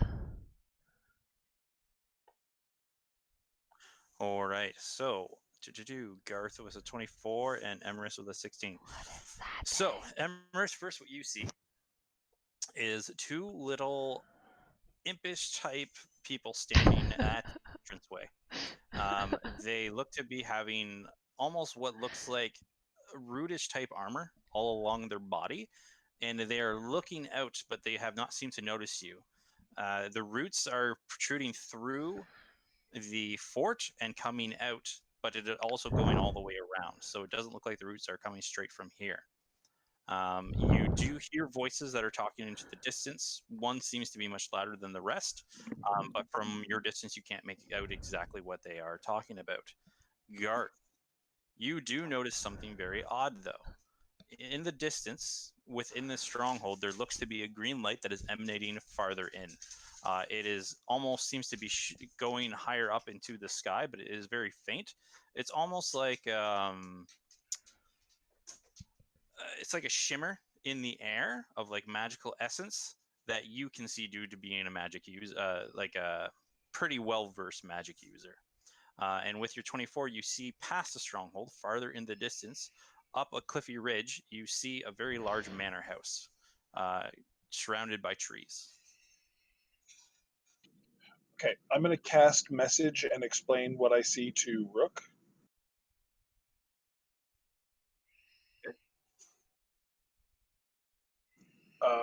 And I'm going to put as sort of a like, well, that's one sentence. Basically, there's a beam coming out and a manor house up on the hill, and I think the manor house is our objective. Creatures taking hostile action at all yet? No, they doesn't seem like they've noticed you. You see the one is actually like holding his hand, trying to block out the stun and like look through the trees, but there's still enough foliage and burnt torn down buildings that you guys are able to hide. Oh, okay. So there's stuff in front of us on this path, or? Yeah, it's Okay. a clearing, but you are hidden. Like you guys stealth, like the trees are kind of blocking their vision. You guys aren't walking here. You aren't walking along the road. Let's say you're like Okay, I was this. gonna say the visual representation is a little bit off, but I have an imagination. It's fine. There you go. You're hiding behind these trees. We're hiding behind the logo. There you go. There's a logo? The Patreon.com. You can't see us behind the www.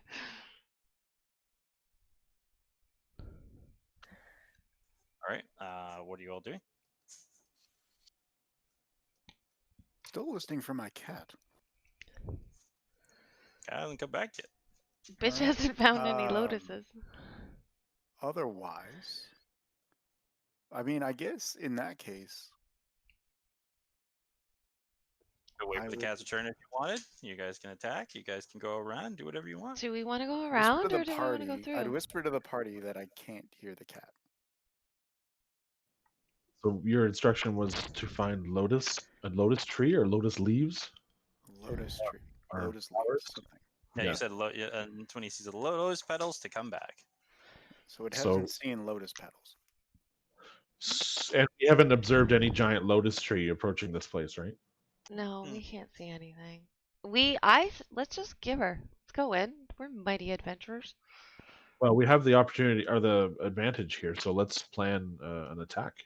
Yeah, let's go. Why would we attack? Is this significant for us? No, because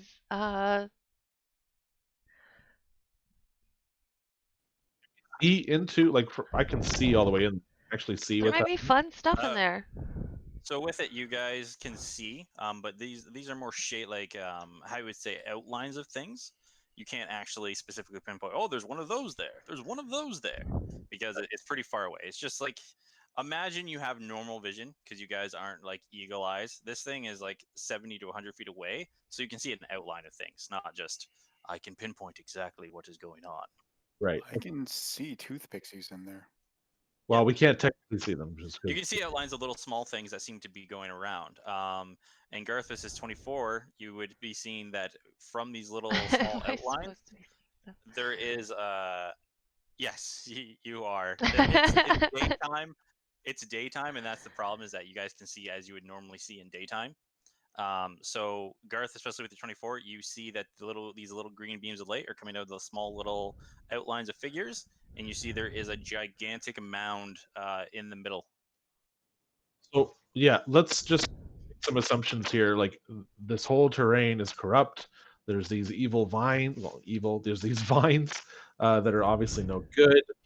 This seems to be a center point of that. I'm gonna go ahead and make an assumption that there's some bad news happening here, and that we should probably intervene. Murder. Why? Because my we're God. tasked to do so. Stop being such a coward. I'm not scared. I'm just wondering what's in it for us. The There- protection of the realm. Possible information? The thrill of killing? I don't know what else you need. You also have a contract.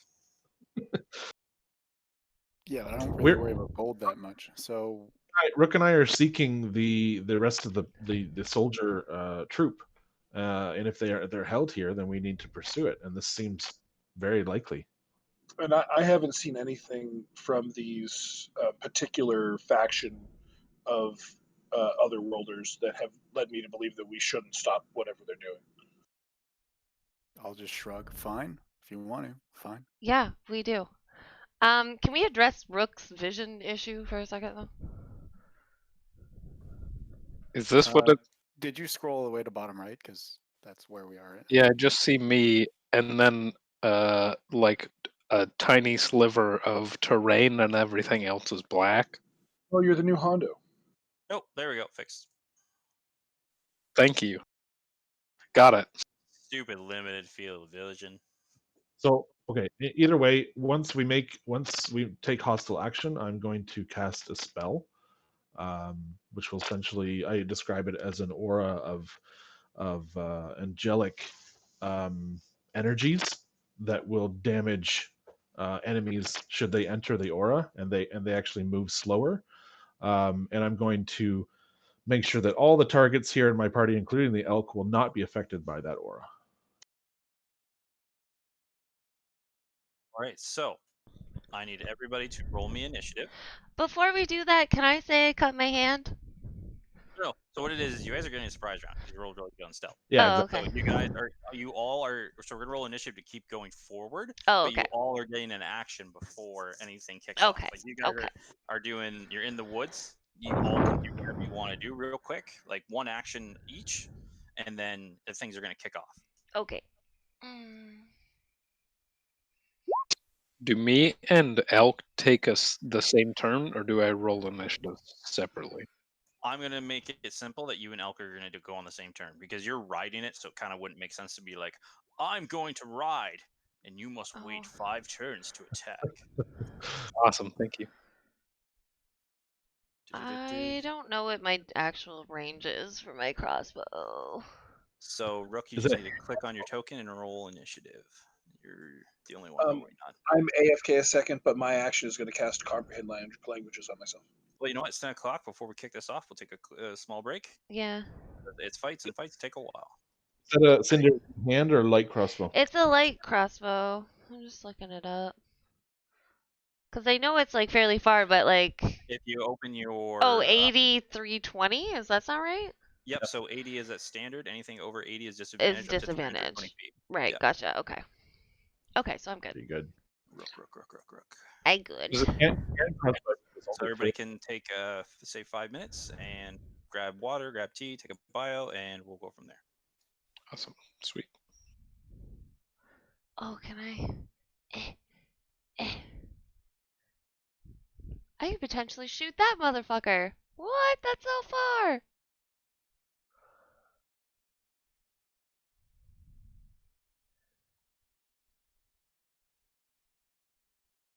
That also makes sense why Rook was like, what logo?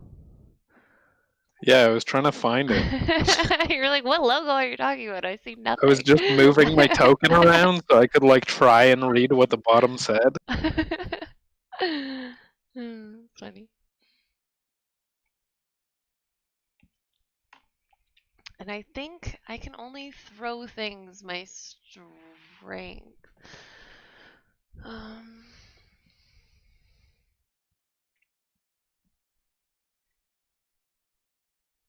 Throw objects. That's house rules. That doesn't help.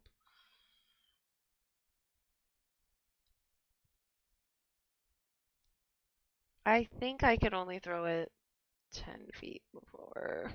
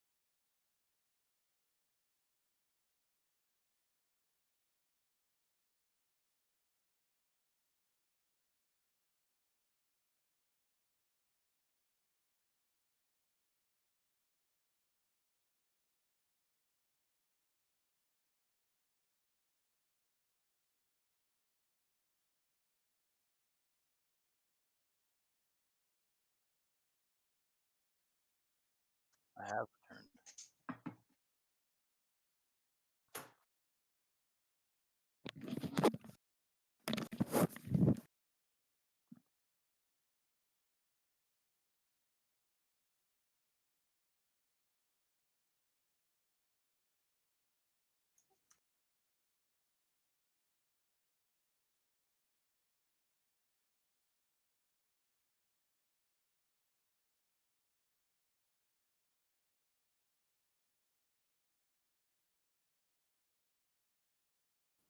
I'm back. Whoa. He's Uh, back though. We're all good now. Grim, Right. do I sense that the two things in the beginning, are those just an outline to me, or can I like see them? You guys are closer now. Would I sense that they're Fae? You do recognize them as the goblins. Oh, that you like the fought bark in okay, Fae. that's what I thought, because they look barky bark. Okay. Okay, cool. Cool.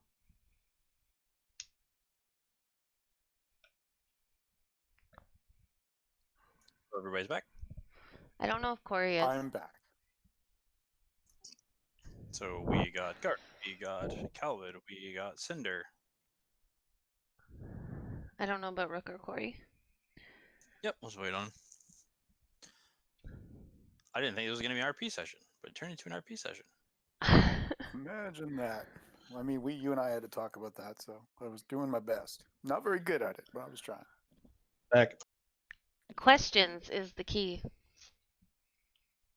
Also, having a magic ring helps. And a cat. The cat helps. Did I mention the magic ring?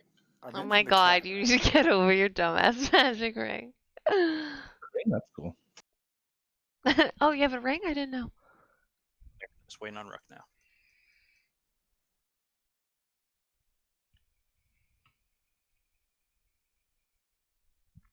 Ooh, I get to go first.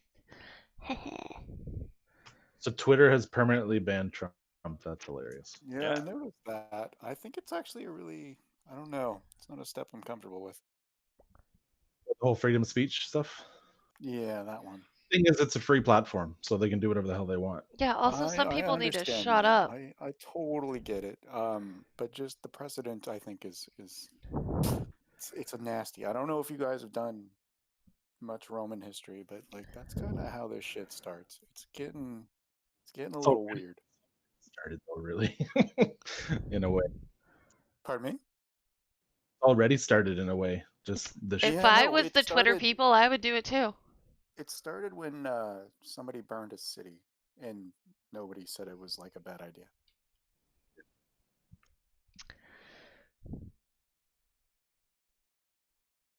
I don't know. I believe that. I'm sorry. If you're on Ambien at like 3 o'clock in the morning on the toilet and you're president and you have things to say, like, shut up. You don't need to say things.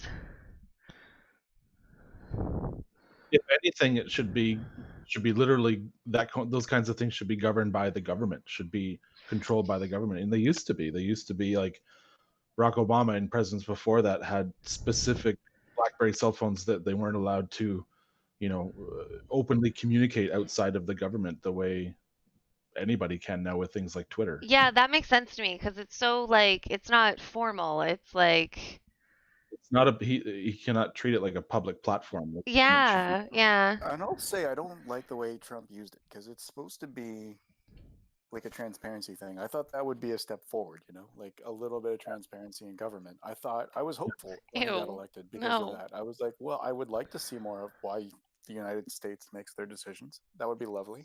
It's supposed to 'Cause a be lot of like them, keeping a personal, not personal, but keeping a relationship with constituents. That's the kind of thing it Mhm. should. yeah, exactly. That's where I was going with it. I didn't expect him to get all weird with it, but I mean that was who they elected. So I was like, okay, so What did you expect? Right? And we're back. Thank God. All right. Wait, let me change. Hold on. Okay, there we go. Okay, go.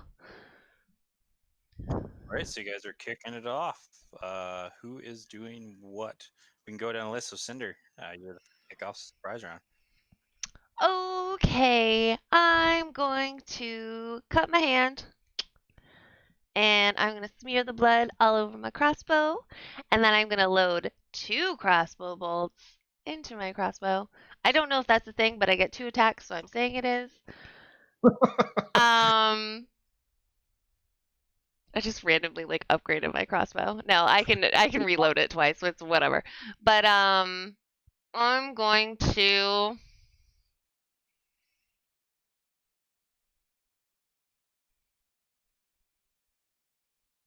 wait, I'm gonna say it. Are we being sneaky right now, or can I shoot one in the head? Yeah, that's right. Yeah, go for it. All I think right. you probably even get advantage. Let's start it off. I'm shooting one in the head. You have a surprise against I advantage. will do the left one. All right, since you're the first to go, you have surprise, so you can attack with advantage. Rawr. And iron arrows, advantage. Let's go. Yep, 15 hits the first one. And that thing. Oof. And then that thing. So 1 second. Wait, So why does 3 it? plus Oh. 4, so 7. If I turn Right? the iron arrows thing off while I do my rate damage, that second thing's Yeah, not going to be yeah, there, that would, right? yeah, Okay. yeah. Sorry, I'll try to. Because I like it organized. But yeah. And then I get to do a second attack. Does that also have advantage? Yep. It's like bam, bam. Bam, bam. Hiya. 11 missed. 11. Oh, 11. I got too excited over the first one, guys. Sorry. And I'm gonna advance a little bit behind this tree. All right, so as you are running up to the tree, letting loose the 2 crossbow bolts. The first one, what was your first one shot at? Just ping it for me. The left one. Left one. So as an arrow flies out, you see it pierces it in the side of the head. It looks to you, and then all of a sudden the flame explodes and it goes down. The next one, seeing what happens, kind of ducks out of the way and it clings into the board behind it. Emrys, you still got your round. Shit, I should have went like pop pop and like done both of them. Although I would have missed the second one, but still. Okay, I cast Spirit Guardians. Okay. Yep. So you got Swirling Spirit Guardians floating around you in 15-foot radius, I think. That would have been my attack. So it's only when something enters or starts its turn. All right. And are you gonna move up or? No, I'm gonna. I'm gonna move up a bit, staying behind the tree to get cover. All right, Rook, you and your elk, Mr. Elk, as you call him.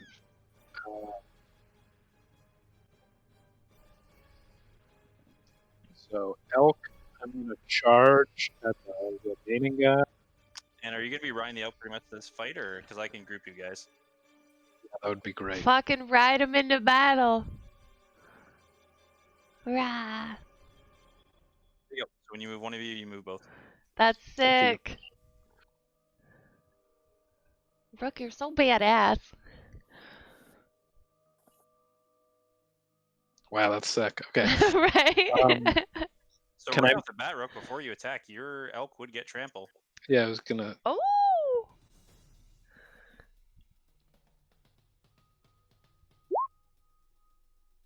Sorry. Yeah, so Oh, definitely shit. definitely hits this guy. There's no way you can't not kill it. So you can roll damage. You want to see how bad you kill this thing, but that is up to you. Crush its head. Yes, it's base. Like so you ride up and your elk just shears its horns right into this goblin and just pins it to the wall before it throws it off. Badass. And I guess I still have movement, so I will move off to the side of the entryway. All right. And Rook, as a character, are you holding anything? like an action. Can I do that? Yeah, this is your elk that just did his attacks and stuff. Yeah, you still have an action. Hasn't done anything. I mean, I'll just if anyone comes within my range, I guess I'll attack. All right, perfect. Range Any weapon. enemy? If any enemy comes within your range, you'll attack. That's the one I meant. Yeah. Darth and his ring are okay for now. All right, Calvid, Chromatic orb fire on that. on that thing far away. Yeah, you got the super range.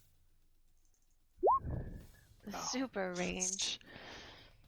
Boof! As you throw it, No you try and rolls, get though. it through the orange entranceway, and it hits the side of the stronghold. Roll me for damage.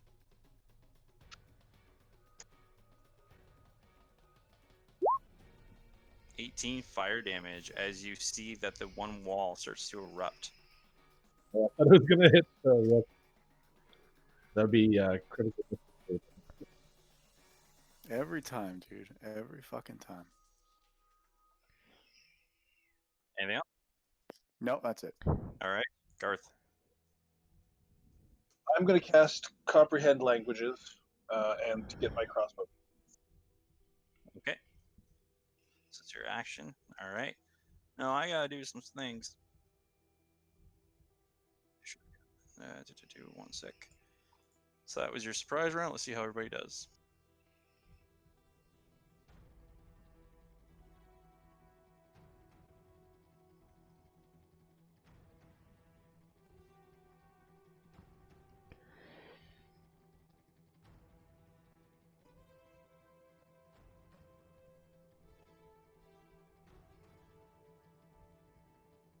I just gotta roll some initiatives.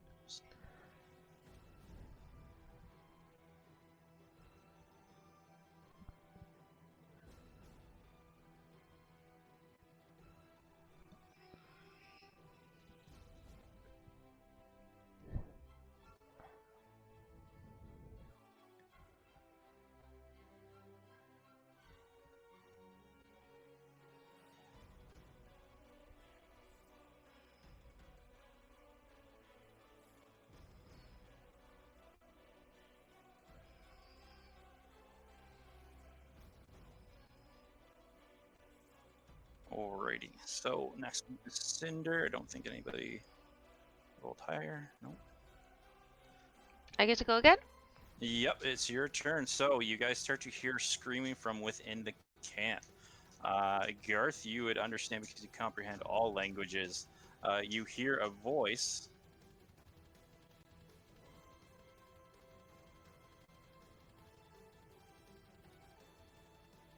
You must not let them stop the ritual. This will help us push forward into this realm. Sylvan? What was that? Is that in Sylvan? That was in Sylvan, yes. Also understand. I say to, as a free action to Cinder, we have to stop the ritual. It'll help them push forward into this land. I think Got this it. might be the champion. All right, and you're Cinder. You're first. All right, Cinder is going to run up here. Da, da, da. And then she's gonna do that like movie thing where they have like their gun up, but it's with her crossbow. And then she's gonna like peek around the corner. And then I guess I see this guy. Yep, Is you he see like? this guy Is he up on about a top? platform. Yep, 10-foot Okay. platform up above you. It looks like he has a bow drawn. All right, she's gonna focus on him and aim for his head.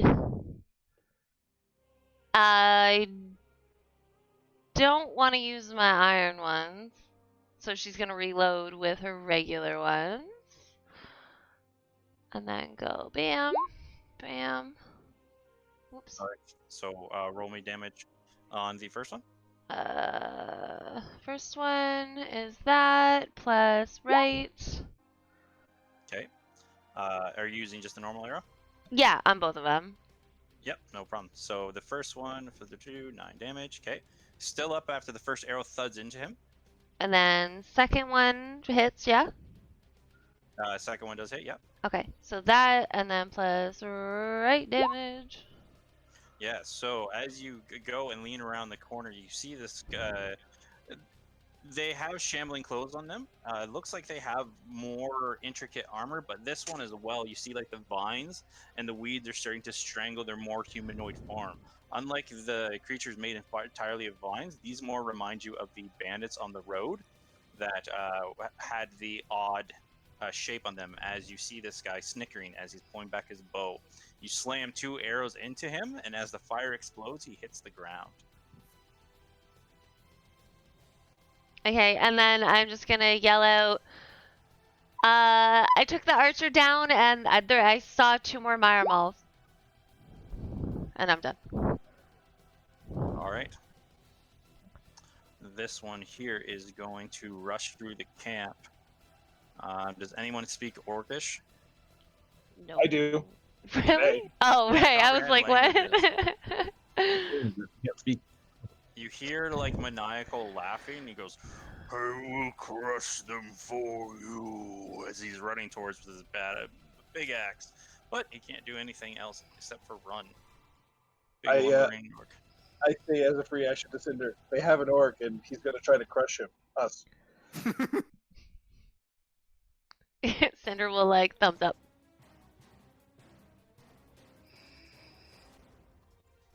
Alrighty, so this guy here,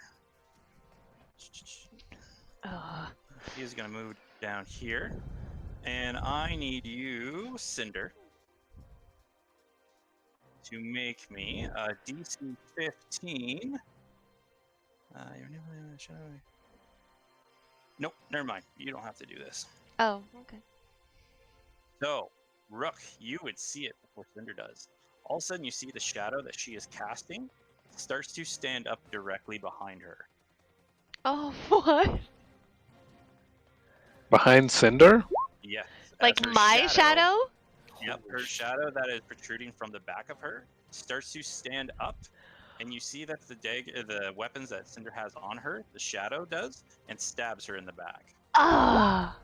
Cinder, you take 21 points. Oh my god. Yep. I need you to make a DC 15 saving throw. Intelligence saving throw. Okay. You are paralyzed. Okay. And as it goes and stabs her straight in the back, it rams right through her, and then her shadow dissipates. Wait, that's not right. So the shadow's gone? The shadow is gone. Her whole shadow is gone. Oh, like she's not casting a shadow anymore now. She's not casting shadow right now. That's scary as F. This isn't something Right. I could recognize. This you can roll me an Arcana check if you'd Oh like. my god. This is a spell I don't think anybody's seen. Did Rook get a chance to attack the shadow when it popped up? Was it a hell Rook, yeah, you would get an attack of opportunity. Okay. And I couldn't have counterspelled her? I can see the top part of her. You can't see the person who casted it, though. I can see the top part of it. Is it within the range of the 60 feet? And your counterspell is gone, if I believe. You're I hope 2. Nah, but You're no, you're out of 75, range, yeah. for sure. 23. You hit the shadow as it's attacking her, but I'm not going to make you do the smite or anything. As you swing right through it, it's just like you're passing through air. Oh, it's like spiritual weapon. Yep. But it is gone. So as soon as it slammed into her, exploded, and then just dissipated. All right, so he will do that, and he will be talking to the rest and starts pointing in that direction. Emrys. All right, I'm going to. So Cinder is now paralyzed. You see, Cinder has gone completely white and is just stationary. Is she on the ground? Nope, she's standing. Okay. With also a look of panic. Yeah. I'm going to move up behind her and to the other side of the. Well, I'll just show you. All right. and within I can now capture. I can cast Lesser Restoration and remove the paralysis. Perfect. That would have been very bad with that orc rushing up on her. All right. All of a sudden, as you felt this overwhelming terror come over you, as the fact that it felt like a part of you attacked you, Cinder, all of a sudden you let out the breath as you can once again move. I can't see right now. There's like at the bottom of the wall. If there are any creatures within my aura, they will take. I am keeping track of that. Yep. Cinder will just look around at Emrys and like not say anything, but like her look is like, oh my god, thank you. Just fine. All right. Anything else? No.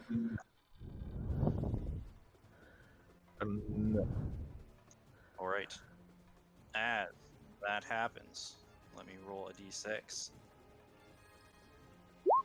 4. That one that you shot starts to stand back up. The guy at the gate. Wait, what? Yep. He takes damage, Fuck off. or he has to make a save. He's not within your range yet. He is going to walk into it though. Oh, I thought it was the guy at the gate. Right at the gate. Is he not there? Nope, he's out of your 15-foot radius. He's 30 feet away. Oh, okay. Yep, don't worry, I see your radius. I know. When you're right. I thought you meant it was the two. I thought you meant it was the two guys at the gate. Oh no, they're dead. They're not No, even on the map it's the guy I okay. killed, yeah. It's a different guy. Okay. That's why So he the- never put an X on him, I feel. So as he gets up, he's like shambling to his feet. His neck cricks all the way around, kind of like Oh rotating and cracking. no. And he hops down and he comes towards you since you killed him. Oh, of course. I'm so fucked. Rook and Emrys, as this guy comes around the corner, roll me perception checks. I shouldn't have went in guns a-blazing.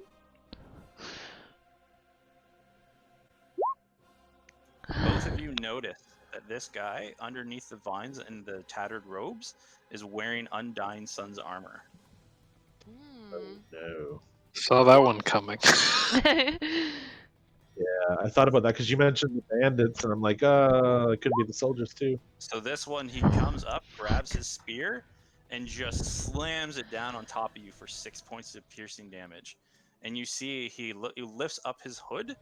You guys will see that this, you know him, this one was Jacob of the Order. And you see his eyes are glowing like hueish green. He does have to make a DC save 15. Yep. 15. Well, And that would actually, he might even do the damage, yep. yeah, that'd be before he even attacks.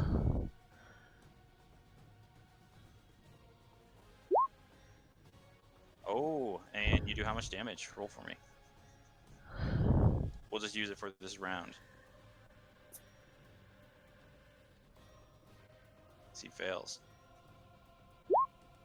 7. So as he goes and he is just walking through, all of a sudden, as soon as he gets in, what do your spirit guardians look like, Emrys? They're angelic figures that are like basically swinging flaming blades and things like that. Flaming blades and weapons. Okay. So you can get back your 6 HP, by the way, Cinder. So you guys will notice as he's walking through, he is about to take a big swing, and it looks like he's about to make a direct hit as this flaming blade shoots right through his side and clears like a huge chunk of his body out. Wait, how did I get back my... Because he didn't hit you. He walked into the range before Oh, he could attack. oh my god, you're amazing. Okay, thank you. So that's also, by the way, just for future reference, that is also radiant damage if that has any effect on No future. problem. So he walks through, and then as his flaming blade rushes through his body, he hits the ground again. So I just, when he's gonna stab me, I see all these like flaming little different weapons like go in front of me. Yeah, you see when Emrys is like walking around, they're almost stationary as he moves, but as this one came through, you just see like doo-doo-doo as the blades just fly into this body and it hits the ground. That's so They're cool. They're like angelic, divine, Yep. radiant energy. You feel empowered being inside Oh this my aura. god, that's so awesome. That's so cool. I'm glad Okay. you're here, friend. So this one is going to move up here, and then he would come up. This of course, he'd fight come took out a the gate. turn. Also, movement is difficult movement for Yep. different terrain. Oh my So he god. just makes it there. He has to make another one. I also love, Grim, how you like just made like the first two dudes like super easy to take out. So we were like, oh, we got this. And then all of a sudden you were like, bam, no, you don't. All right, so as this one walks through, shambling towards you all, you see once again another armor of the Undying Suns as these angelic weapons into its body, gets pushed back 5 feet, but still keeps moving forward. It's half damage. No, your DC's 4. It did face. Yep. So you're right. Still, Only 3. it's 7 damage. Yeah, this spell is wicked. I'm using 7 for the entire round. Okay, sure. Fair enough. Is that okay, or do you want to roll every creature? No, that's okay. It's actually the same damage for that too, anyway, because it was half. All but yeah, that's fine. Well, going forward, it's your choice. Whatever you'd like. If you want to roll per creature, you can, or if you want to roll for a round, that's fine as well. I'll make my decision before the. Sounds good. All right, you're scrambling. Oh. All right, Rook. Come on, you badass. Do some damage. Hey, can I like do a little loop-de to be able to charge guys? Like, Yep. could I go like whoa and You can use all of your movement. Like You a do kind of like a round. Yeah. If you use your movement and whatever you can use, then do it. So if you hold left click and then do right map out your movement. Can you repeat that? Cut out for a sec. You hold down your left click and then right click your blocks, you can actually map out your movement if you want. With the ruler. Yep, you got it. Yep. That was me just showing him. There you go. And then Keep holding right down. there and you go. There you go. Yep, you Yep. got it. You guys, living and learning. Oh, we all are. It's You half got for it. D&D. That's so sick. Just hold on. I'm gonna ram him, guys. You got it. Trample? That's so sweet. Gonna go back and then come forward and ram this guy that's Oh, he's dead on the ground. Oh, is he? You can run right over him. Yeah, but he might get up. You're We still don't in the fucking range of know. this He guy, doesn't have though. an X on him. Oh. You're still in the range of this guy though, so you could ram him. Obviously, do that one. Yeah. Well, he knew the other dude got up. Second, Oh, Rook, I'll just shit. under him. I don't know why that just happened. That was me. Trying to move these guys That all the way was to the me. back so they don't overlap you. You guys are the heroes. You don't need people on top of your tokens. All right, yeah. So 23 definitely hit. Yeah. So roll your damage plus your 2d6. So just hit it. Yep. Bam, 12 points of damage. Rook is my favorite. All right, so as you go through, you guys see it looks like Rook is taking off for a distance, but then wraps around and rapidly you hear like that screech that elks make as it slams into this guy, and you are going. What's that sound like? I can't. Make it. Go on. All right, and 12 points of damage as this guy gets obliterated by the horns. Rook, roll me just a strength check because I want to see how badly you nail this guy. I'm gonna do it with the elk. Yep, Ah. 20. Oh, So this guy fuck. gets flung back 15 feet Yeah. as you just like pelt it, and he goes flying with the horns. All right, so let me roll the 20. Ooh, okay. Oh. So even before he hits the ground, you see him put one hand on the ground, and he starts to slowly get back up. Anime slide. Oh no, he hit the ground and was tumbling. It was like he was still and then started to get back up. So you still got, if you got movement left with the stag, which I think you only got 10 feet left, but you also have your movement, so you could get off the stag if you wanted.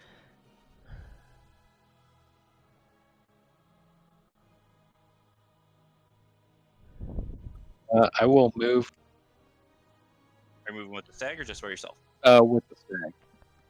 Sorry, I don't know. No, just 1 second. I'm going to ungroup you guys and then move you to the top. Sorry. You're fine. Why are you sorry? This whole stag thing. You're fine. The DM didn't I group brought this you. You were doing the right huge thing. white ally, and sorry. Actually, huge white ally used to be my nickname in high school. Oh God, Matthew. Huge white Well, you ally. I yearbooks? highly doubt that. So there you go, Rook. You're riding your stag into battle, and this Right. orc is coming up on you.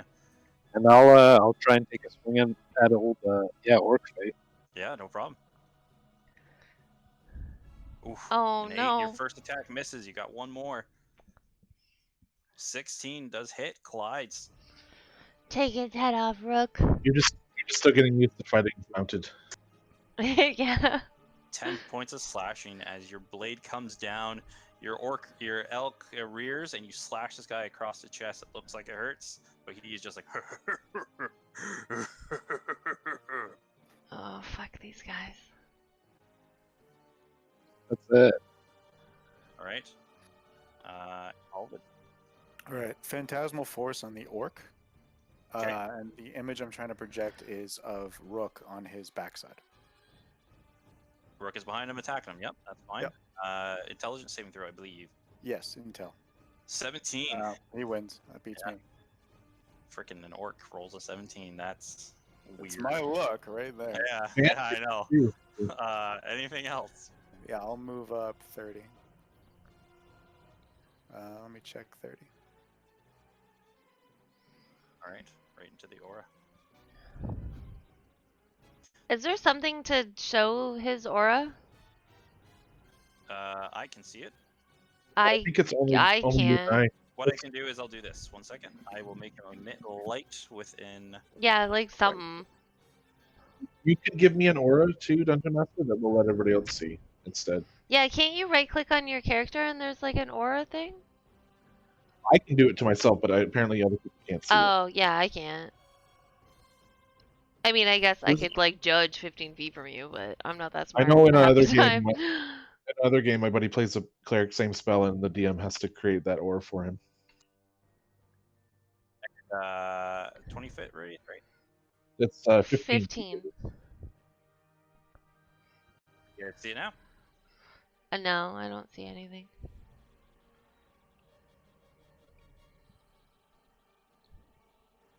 I have to get rid of mine. The one I All right, made. 1 second.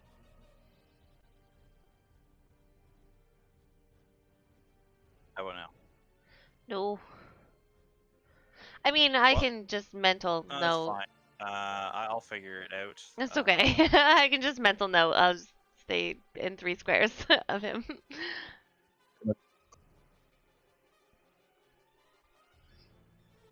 Or just do the silence thing around him. Yeah, I was just gonna say. All right, so is that the end of your turn, Calvin? Are you done? Yeah, my turn's over. Yeah. Okay.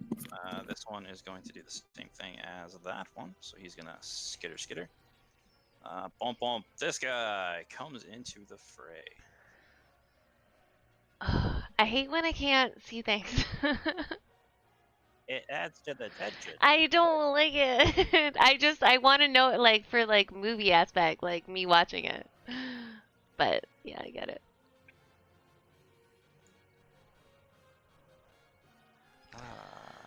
Okay. Yeah, he's definitely gonna use that feature. Fuck. I can't do that. Shit. Fuck. So he will use bonus action to do that, and then he will use his standard movement to do this. So you see climbing over the wall behind you, Emerus, and he has to make his wisdom saving throw.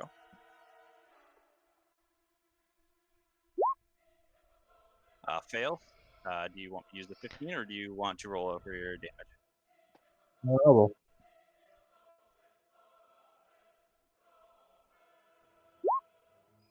So first you don't see him coming up behind you, but then you hear as you see this little vile imp is climbing over the wall, like standing on top of the wall and coming down.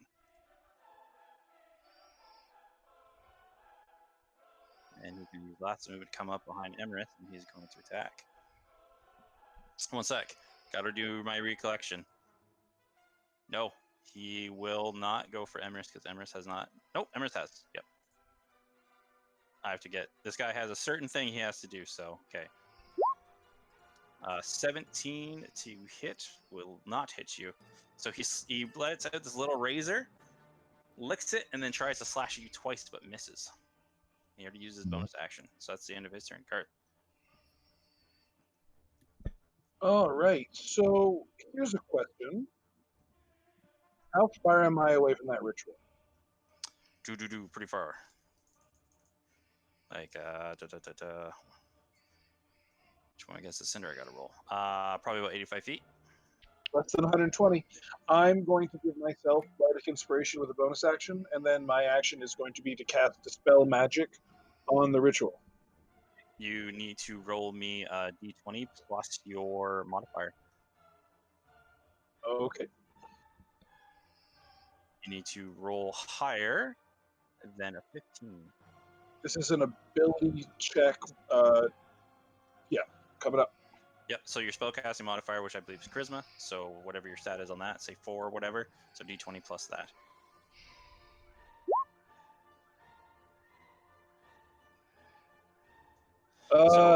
That's real low. As you cast Dispel Magic, you see that one of the beams from the little imp starts to fizzle out, but the other two are still going. You look like you haven't dispelled the magic, but you might have bought your guys some time. I'm not going to use my Bardic Inspiration on that. Yep, that's fine. Yeah, you can make the choice. You know you won't pass with it, so. Cool. Yep. And I don't need to move forward because I'm happy where I am. All right. So with the start of that, so I'm going to roll a d4, and you guys get +2 because of that move. Okay, so 3. You don't know what that means, but I Wait. know what that means. What? Oh, okay. All right, Cinder. Okay. So if I make a ranged, like an attack spell against the dude in front of me, I get disadvantage, right? Because he's right there. Yep. Okay. And he's not moving. He's on the ground. So if he's prone, wouldn't I technically get advantage, and that would be even? If you want to, he has no signs of life currently. Oh, he has. Oh, he's. Oh, okay. Sorry. Okay. He's So face down, dead on the ground because well, the elk. Who was it? Nope. The spiritual weapons killed him. he also has no X through him, so I feel like he's gonna get a pick up. I'm You don't know that. the way Garth stabbed something last time. Cinder is going to learn from him and take her dagger and just stab the fuck out of him. Okay. Stab him once. Roll for attack. Because you got 2 attacks. Manage. Oh, both. All right. I'm so blindly mad. I just stab around him. Well, you do have advantage because it is prone. So roll. Oh well, shit. Okay. Yeah. So 1 There you hits, go. 1 does not. So let me roll them. All right. With that last one, you stab directly into him. You see little wisp start to go out of the body and float into the air and out. I don't know what that means, but I'll look behind Emrys and be like, I'm You were bleeding. right. I'm bleeding everywhere. I don't know if you can help that. Oh man, 1 sec. So let me roll. Yeah, I wouldn't even pass the save. So, Emrys, you would notice that as these little things are going up into the air, one of your spiritual weapons, flaming, just right Nice. through this essence and just dissipates, burns Sweet. up. They can't come back inside my aura. Good. I hurt, I know. and then I'm done. And the orc will go. He sees Rook as a challenge and bangs his chest. He is going to take a great axe swing at you for an 18, which does that hit you, Rook? It does, yeah. Oh, max damage. He hits you for 23 points of damage. Damn. Okay. All right, so as this orc just swings into you and just slams right into your chest, even your elk is surprised that he was able to get at you. All right, so that is the end of his turn, as he is very happy with what he did. This guy here cannot see Garth, so he does not know how this happened. He is going to move over here. You see he lays his hand. Rook would see it, and Colwood would probably see it from a distance.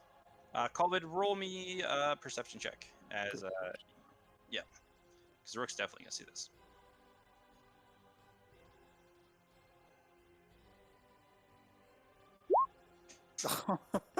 God, your rolls. All right, Rook, you see this guy lays his hand directly onto this small impish creature, like crushes its face, and you see that the beam starts to reignite again back into the middle creature. You see the middle creature is a large mound of, it almost looks like a construct crafted out of different type of creatures. That Adler worm that you saw before, you see it's kind of the intestines of this creature wrapping up, and you see that there are like tree logs and bark everywhere encasing it, and you see that it looks like a couple of these guard fey abominations are actually inside of this, as a little dim green glow is starting to reverberate within it. And he has to use his action to do that, so that is it. Emrys, this little Right. wild barber is right behind you, taking swings at you. Is I use my action to apply a healer's kit to Cinder. Thank Roll you. for your healing. So I get 1d6 plus 9.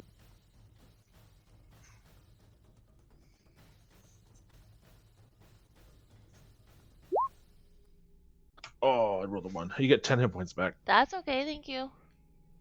And then I use my bonus action to cast Spiritual Guardians. Spiritual weapon, you mean? Alright, Spiritual Weapon. Yep. No problem. You can place it. You have control of the token. Yep.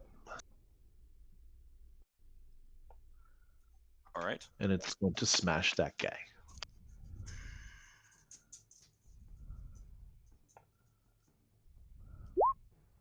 Nine. It nimbly dodges out of the way, kind of does like a weird handstand somersault as it dekes out of the way of your weapon. Okay. That is my turn. All right, so this one here is going to stand up.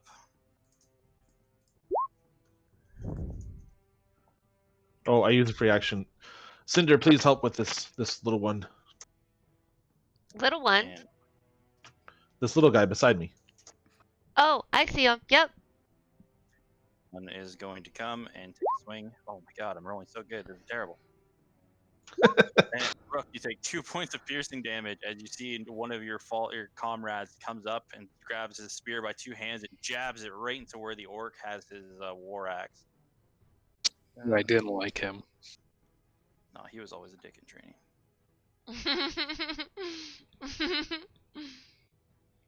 All right, Rook.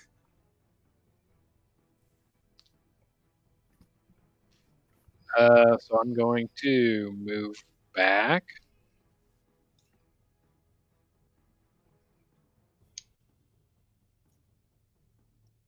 I'm so sorry, guys. You're fine, my dear. We're loving this. Don't apologize. You're the best character ever. So he'll move backwards and then run forwards again at the orc. Yep, no problem. Roll for your elk. So he just like beelines back and then Ooh. beelines forward. So going back in this small area, the spiritual weapons kind of spook your elk for a second, and you kind of steer off to the side with your first attack. You don't land.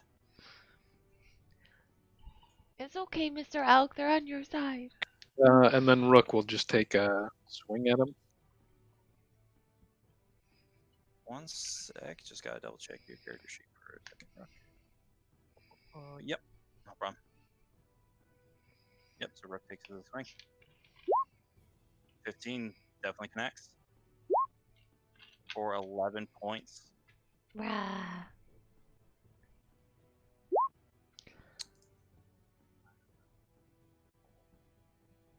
As you swing your sword down on this orc, you cleave right into his neck, and he hits the ground.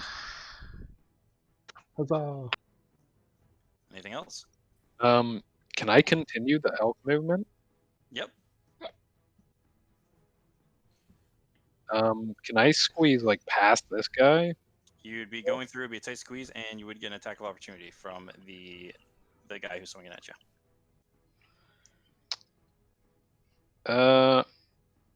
Yeah, send it. So Rook's gonna basically yell that 6 somebody's points of getting piercing damage. on those Rook. weird things up. Well, actually, it would be on the elk most likely because Wait, you're high what? up. So God. Wait, what'd you do? Oh, my elk just disappeared. Yeah, why'd you just threw it off the map for some reason? be gone, elk. I don't know what happened. Yeah, I don't know what happened either. 1 second, I put him back on the map. It's just like all of a sudden he went, bye. I'm so sorry. Okay, where do you want him? You can place him wherever. Yeah, so it was.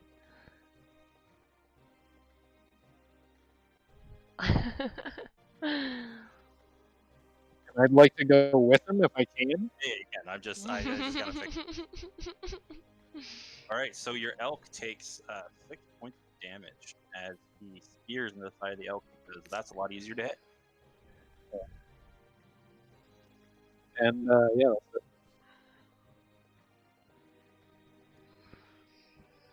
All right, Calvin. You see as this majestic elk and rook charge into the fray.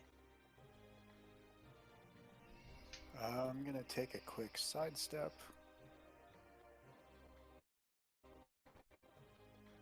And lightning bolt where my arrow is. Okay, Damn. and it is dexterity saving throws for all of them, right? Yeah, I think so. Sorry, I've never cast this spell before. Let me give it a quick look. I'm like 90% sure it's Dex indeed, yeah, for sure. Dex indeed. I knows me some D&Ds, guys. Ooh, he fails. Nice. Oh, I thought that And was that guy Calvin's is roll, and I was like, as is No. tradition. Oh, that's a sweet damage Well, roll. that's a sweet roll. He just It's like a whole bunch of terrible ones, and then one amazing one. so he's I just was going to miss. actually trying to hit the orc corpse too, or the orc body, whatever's going on there. Yep, don't you would. even know The what's orc would going miss the on. bandit. So Can't see there's no anything. way he can do this because he did double damage. So you see little wisps start to come out of his mouth, and they just ignite as the lightning starts to go. God, this guy got fucked. Real nice. I also hit whatever that was up there, right? You hit the orc and you hit this guy. Yeah. Okay. Sweet. My perception. All it again as you It's strike going so guy. well. With a 13. This guy, you've met this guy. I have? Mm, Might have been one of the bandits. We'll see. I don't know. I can't see shit. I hate it. all right, so goblin. Gablin. Gablin goes. This guy is gonna go, and he needs to make his wisdom saving throw as he's getting pelted. Passes as your weapons are starting to Oh, go. roll whatever. damage. No, he still takes damage. That's the beautiful thing about Spirit Guardians. You see, he's like dodging and jumping and flipping, and all of a sudden, one of your blades just slit the back of it, and he just. He looks Silly. different than the other ones too. Yeah, you guys have met him a couple times. We've seen that one before. He's the vile we? barber. Yeah, he was the one trying to clip us as we came out of that building when the owlbear was charging at us. Ooh, I thought it was the other one that looked like that. I don't know. I will go look at the So- videos again. 2 attacks. Cinder, you've seen this one. You saw it in the Goblin Cave when you killed the mushroom, and you saw this one when you guys were fighting the owlbear. Oh, as that's you- the one I saw. Oh, Yeah. okay. And all of a sudden, you like slash and slash, and he sees he's just not. He's too busy dodging all these weapons that you're throwing at him, Emrys. And he looks at you with like his smile turns in like it's almost like he's breaking his jaw to make a scowl, and all of a sudden he poofs, disappears. You Nice. motherfucker. I hate how And they I do don't- that. I assume that doesn't incur attack of opportunity. No, because he uses his bonus No. action to disengage, and then all of a sudden it seems like when he gets near a shadow, he disappears. Oh, cool. So like he scaled up the Ugh. wall. He scaled up the wall kind of like an insect to get away from you, and then just poof, was gone. Cool. Do I Hate know what happened them. there? Hmm? Did I see what happened there? Yeah, so when you saw him get up to the edge of the gate and like he got near shadow, all of a sudden he just poofed away. I mean, just as a shadow sorcerer, do I have any insight into what he was doing? Like where he went, kind of thing? He probably went somewhere within a range of whatever the magic he used to disappear within shadows. Right on. Kind of misty step, probably. For this type of creature, yep. Garth. I'm going to do the same thing again, except this time I'm not going to give myself another bardic inspiration. Where are you? I still have the old one. You're still way back there. Oh, that'll do it. 25. Mm. Dispel magic, 25 on the ritual. All right. Nice. Do it. All of a sudden you see, it looks like it's fighting, and then all of a sudden you see the beam start to go away. Wow. Well done, Garth. That's hardcore. Garth. Yeah. The only thing you notice is as soon as the beams go away, the imps start to shake their heads and then look towards the gate. No, that's good. We won't have to chase him.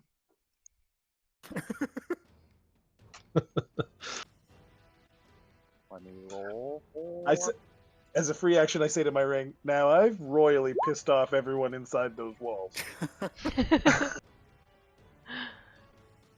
I may be joining you shortly. Nice. So they stare around, looking around, and all of a sudden, all they see is a like the thing that would get their attention would be the fucking majestic glowing white thing as they rush towards you, shaking out of their stupor. They rolled really good on the initiative, but really bad for you. Well, really bad on the initiative, but good for them. All right, so you will get 2 attacks. What? So 2 attacks on the stag, which both will hit, and then another 2 attacks on the stag as they are tearing it apart. Oh God. All of them hit except for 1. Oh. So 8 Elky make elk face. and 6, so that is a total of 14, 18 damage as your elk is being ripped apart. No. So you have 18 health left on your elk.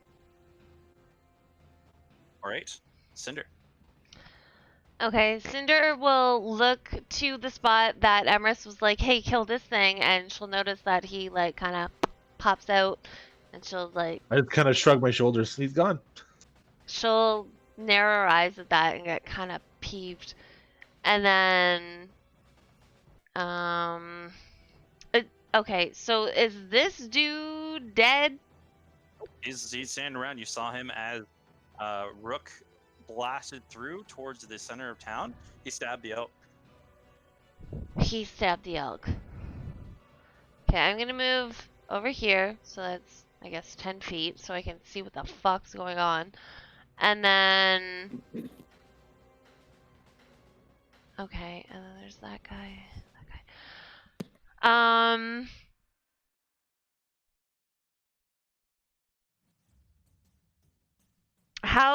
What does this guy look like? Is he hurting, or... What? This guy. Oh yeah, he's shambled up, but he has a lot of damage done to him as Rook Okay. cleaves him down. Can I, like, with double attacks, can I, like, Yeah, attack roll this guy, damage. run up, and then attack some motherfucker? Yeah, for sure. Okay. You can split your attacks. Okay. So yeah, I'm gonna attack that guy. Shoot him in the face. No, I'm not. Yeah, you shoot where Rook cleaved him. It goes right through the wound. I'm gonna curse, and then I'm going to try and shoot him again. Free action. Definitely hits. Say a swear. That's with a normal arrow still. Yep. That, and then that. All right. Hits the ground again as the fire erupts, and just poof, falls over on the ground.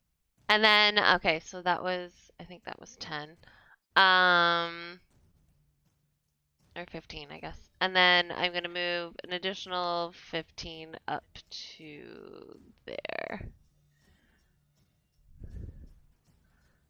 And I'm done. All right. The orc is super dead.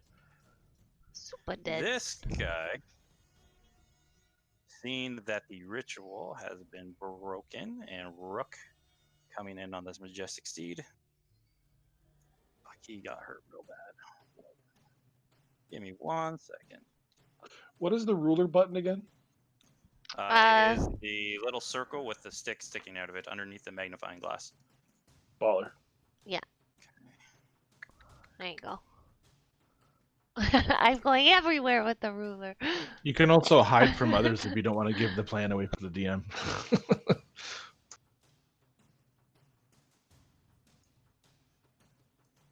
As it does. Thanks, Corey. Did not know that.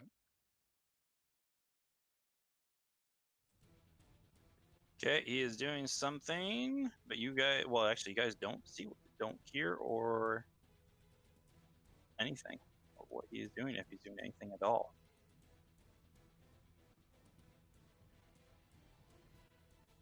Just trying to get a radius.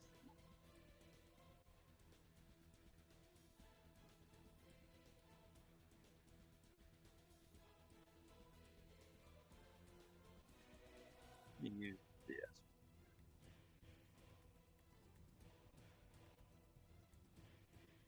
God, now that I've dispelled that ritual, I don't know what I want to do with my life. That was pretty epic. You can pretty much retire. Yeah, I'm done, guys. I did a thing. I'm going to set up the 2-person tent back here. And, Start a campfire.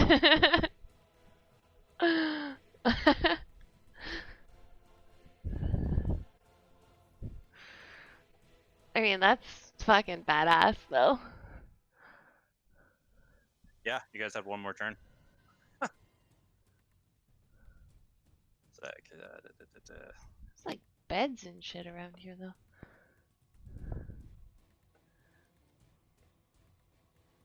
Oh, is that what the champion looks like?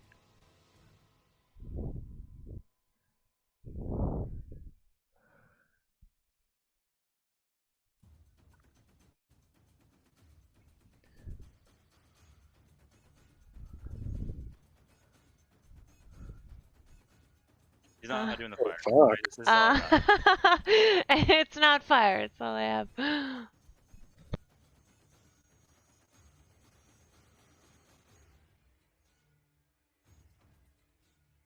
This guy disappears as this eruption of a black ichor, like a dome, appears. You don't see him anymore. Looks like he is in a circle of darkness. And he is going to do this. All right. That is the end of his turn. Emery. As you step in, he will make his wisdom saving throw. I'll close all my windows. God damn it.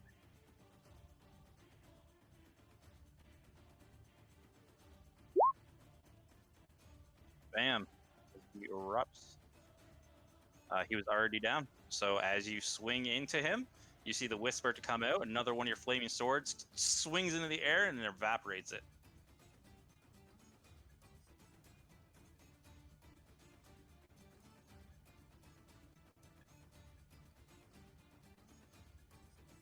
So do I see this? Is this fire thing supposed to be the darkness that you're talking about? Darkness, yeah, it's a 15-foot radius darkness. Yeah, it's like an orb of darkness appeared on the battlefield. Okay, okay. I think that was my maximum movement. I'm gonna move my spiritual weapon in 20,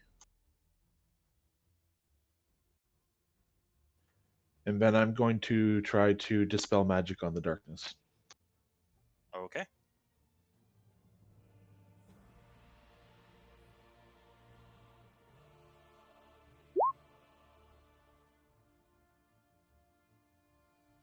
Bam.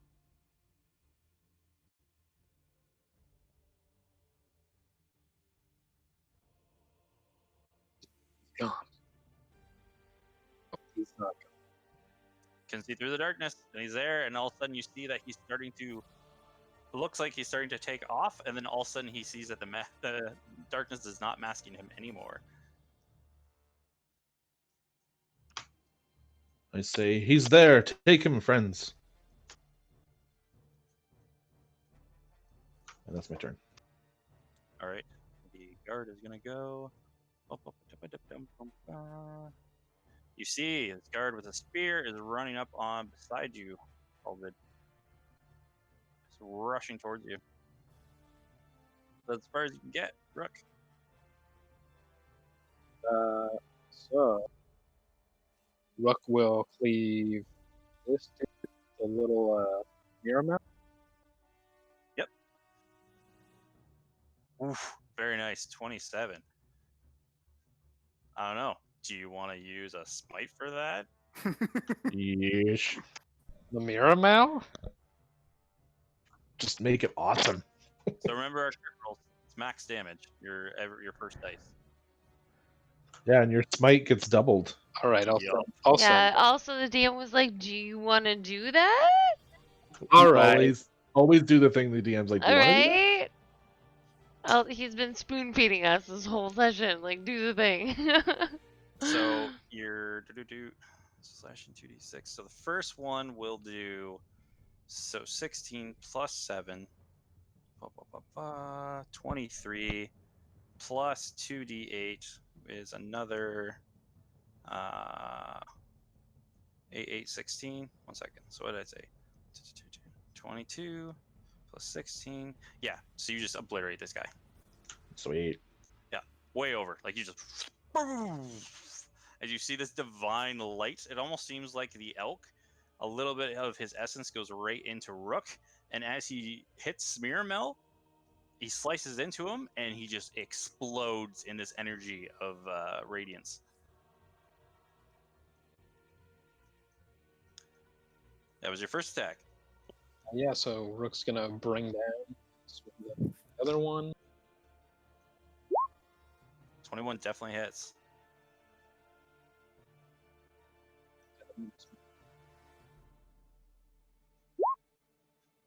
Are you just normal swinging on this one? Or Yep. you use... Yep. So 12 points of damage. Sorry, I said yeah. Divine Smite too. Oh, you are Divine Smiting as well on this one? Yeah. Okay. This one not as forceful as you used up a lot of your divine energy on that one, but still it is looking very rough, as it almost seems to be like wincing away from your presence. You have not used your elk yet. Yeah. So we're gonna take off after pretty elf boy.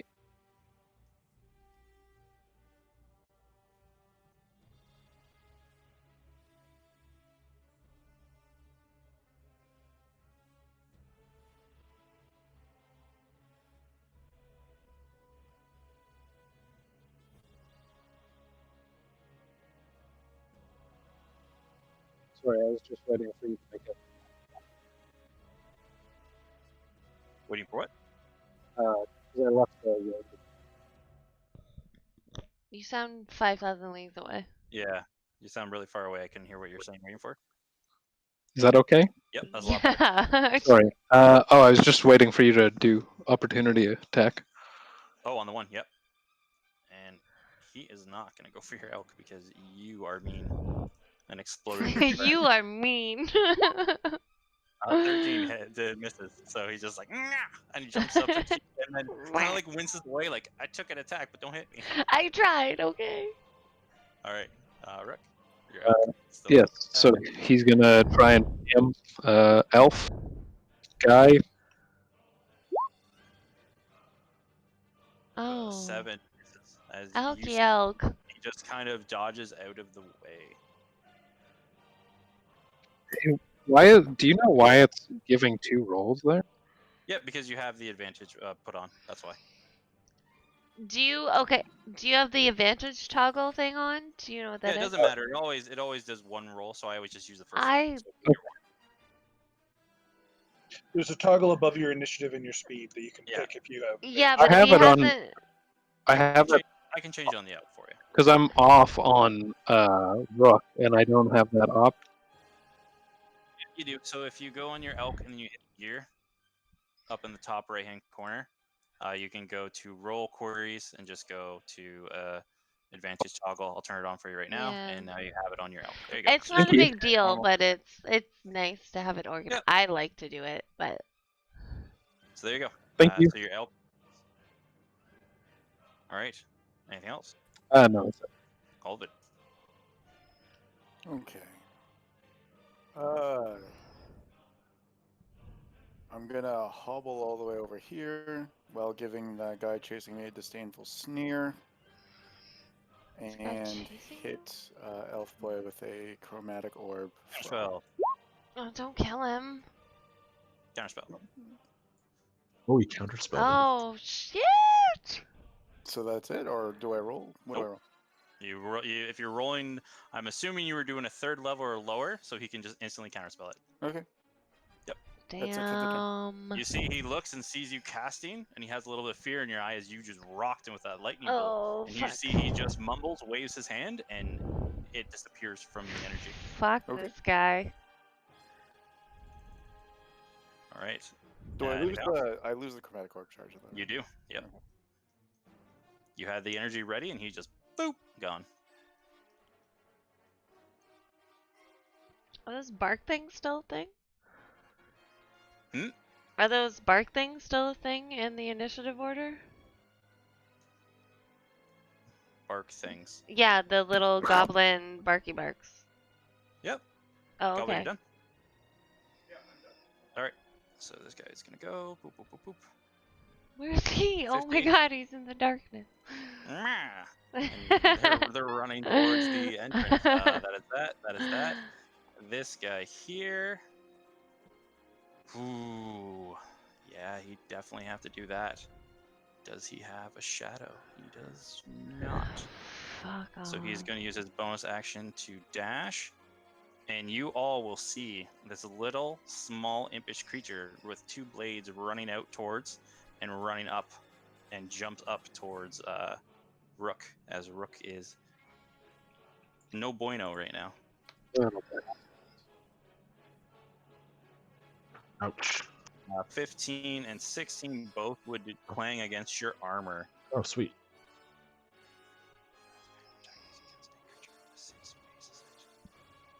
Well, actually, the 26 will hit because he is going to be in the same space as you, because that's what he does. So he actually jumps up on top of Rook because he has the movement. So 26 for 8 points of damage as he leaps onto your back and stabs into one of your open wounds. And then I'll just move him back 5 feet just so everybody can see him. But he is on top of Rook, just like banging at him. And Garth. Okay, I'm going to shift a little. Oh my god. Don't move. Ah! Oh, my shit's freaking out. To about there, and I'm going to cast Silence centered on the sneaky wizard. Nope. Me wah ha ha.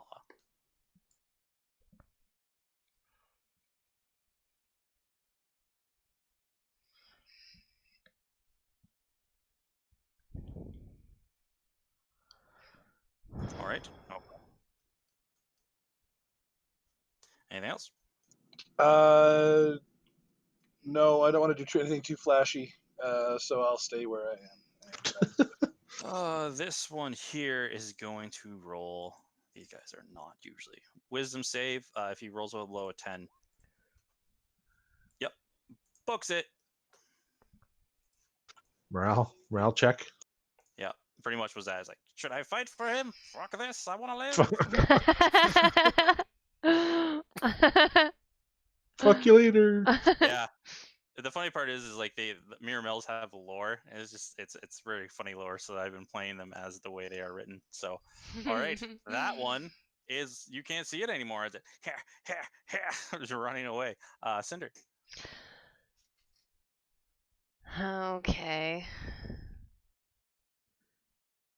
Cinder is going to. Oh my god, I hate how this darkness thing fucking. Really? Yeah. Yeah, but if I go behind those benches, I can't see shit, which I feel like I should. Well, you're kind of on top of them right now, right? Yeah, Yeah, you're but in a even wall. if I was behind them, I feel like I'm taller than them. Oh, you're behind a wall. That's why. Is Oh, that there's a that's a building there, yeah. There's a wall? wall. Yeah, you're in a building. You're in a It's little forge. a little building forge, yeah. Okay, okay. I will It's go not the benches. It's literally a here wall. then. Yeah. And I'm going to take one shot with an iron arrow. Actually, do I know if this Elfie is Fae? Like, can I tell that, or is that just like far off? Roll me a perception. With a 12, he has very elvish looking features. You see a little bit of foliage, but you can't tell if this is a Fae or not. Fuck it, I'm still gonna do it. I don't care. Alright.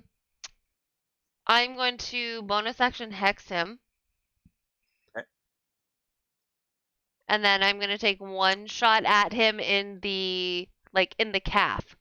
So if he wants to run away, I want to So impede. non-lethal damage. Yeah, I want to impede his running away ability. Okay. Minus magic, whatever the fuck. Yeah, that's fine. 15 just hits. For 11 points. Oh, so he needs to make a charisma save. Why charisma save? Don't you worry about it.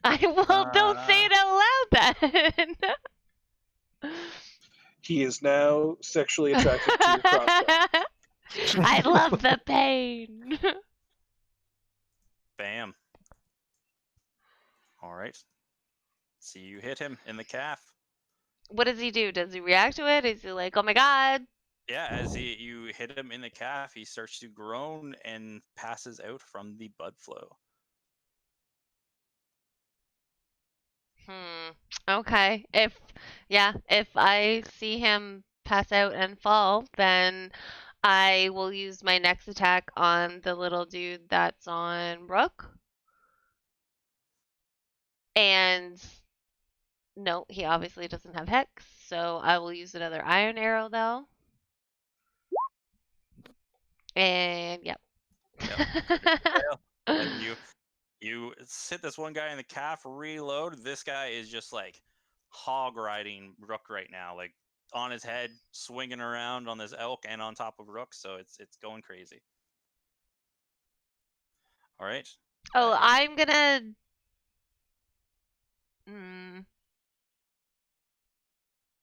I'm gonna yell to everybody else and just be like, make sure the handsome elf dude doesn't get up again. Or if he does, restrain him. And then I'm done. All right. Bam.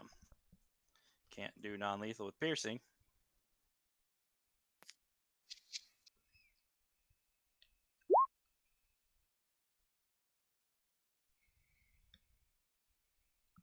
Did that elf Emrys. crit fail on his death save? That's 2 death saves. Or 2 fails. All right, Emrys. Okay. I'm going to move down a little bit so that guy down there gets some spiritual guardians damage. No, he was trying to do non-lethal, but he just kept shoving the arrows. Yeah, Tyler was bleeding like a motherfucker. The joke was Garth kept yelling, "I'm doing non-lethal damage to you," as he was pelting arrows into him. He was not doing non-lethal damage. He was literally just shooting him in the chest, yelling, "I'm doing non-lethal." That guy's fragile as shit if I hit him in the calf and he's bleeding out. Like, come on. You hit the femoral. Oh, yeah, so that guy. Yep. Let me just check that guy. You're right. That would have been a while ago. I'm going to use that damage roll, though. Because that's a good one. Guard. Wisdom save. Fails. Sweet Achilles. As things start to flow out of its body, as one of your weapons go in, cleaves the head straight off, the wisps start to emerge from the body, and another weapon goes woof, almost instantaneously, and they evaporate. Excellent. All right. Right now I'm going to move.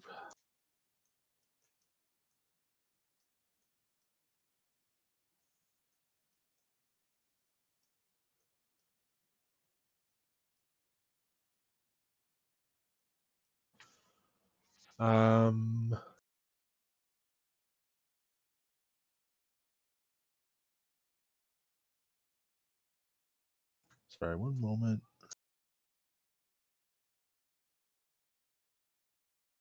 All right, I cast Guiding Bolt on that Vile Barber. For sure. Kiss to Wii. 16 just hits. For 12 points of damage. It blasts it, and as it starts to like glow and radiate, like you blast it away a huge chunk of its body, but it's still just clawing at Rook's head. So the next attack on it has advantage. Yep. And I move my spiritual weapons up. Okay, Rook. I am going to. So Rook's going to take a swing at the barber hanging off. Yep, no problem. 19 definitely hits. Roll again in case you get 20. Why? Oh, yeah, because with 11, you don't even need to roll again. He's dead anyway. How do you take care of this guy? Cut its little arms right off its body. All right, so you cut both the arms right off the body. So as you cleave it, it starts to fly up in the air because it has no contact to you. But as it's about to fall to the ground, you hear it whisper, "There'll be others for revenge." And it falls and dies. Is that the first one we've killed? Because they always just disappear on us. That is the first one you've ever killed. Wait, what? We don't know if we've killed it yet. Well, the Vile Barbers, they've always escaped before we could do critical damage to them to bring them down. But that one. So this seemed one like- is Wait, like cleaved, laying on the ground, bleeding out. Wait, what's the difference? What's a vile barber? The ones like the ones with the big smile, the black hair. Wielding the straight razors. Yeah, I'll throw them back on the map so you can see what it looks like. What? Why These do I ones. feel so confused right now? Oh, okay, that's why I was like, we've never seen one before, but apparently we have. Okay. Oh But yeah. the Like, Meyer for a while now. yeah, the Meyer malls. Okay, so that's the okay, Yeah, so these ones are the ones that always come in, cut the shit out of you guys, and then always usually run off when they see the turn of the tide. I mean, the Meyer malls have done that too, but we killed one. Oh yeah, you guys killed mirror mills like hotcakes. So, all right, anything else? Okay. I love killing hotcakes. I'm killing hotcakes. I could kill him. Okay, that hotcakes right now. isn't there. Can murder some. So Fire Barber has no arms as you slash up and down, and it just slams onto the ground, bleeding out to this black ichor.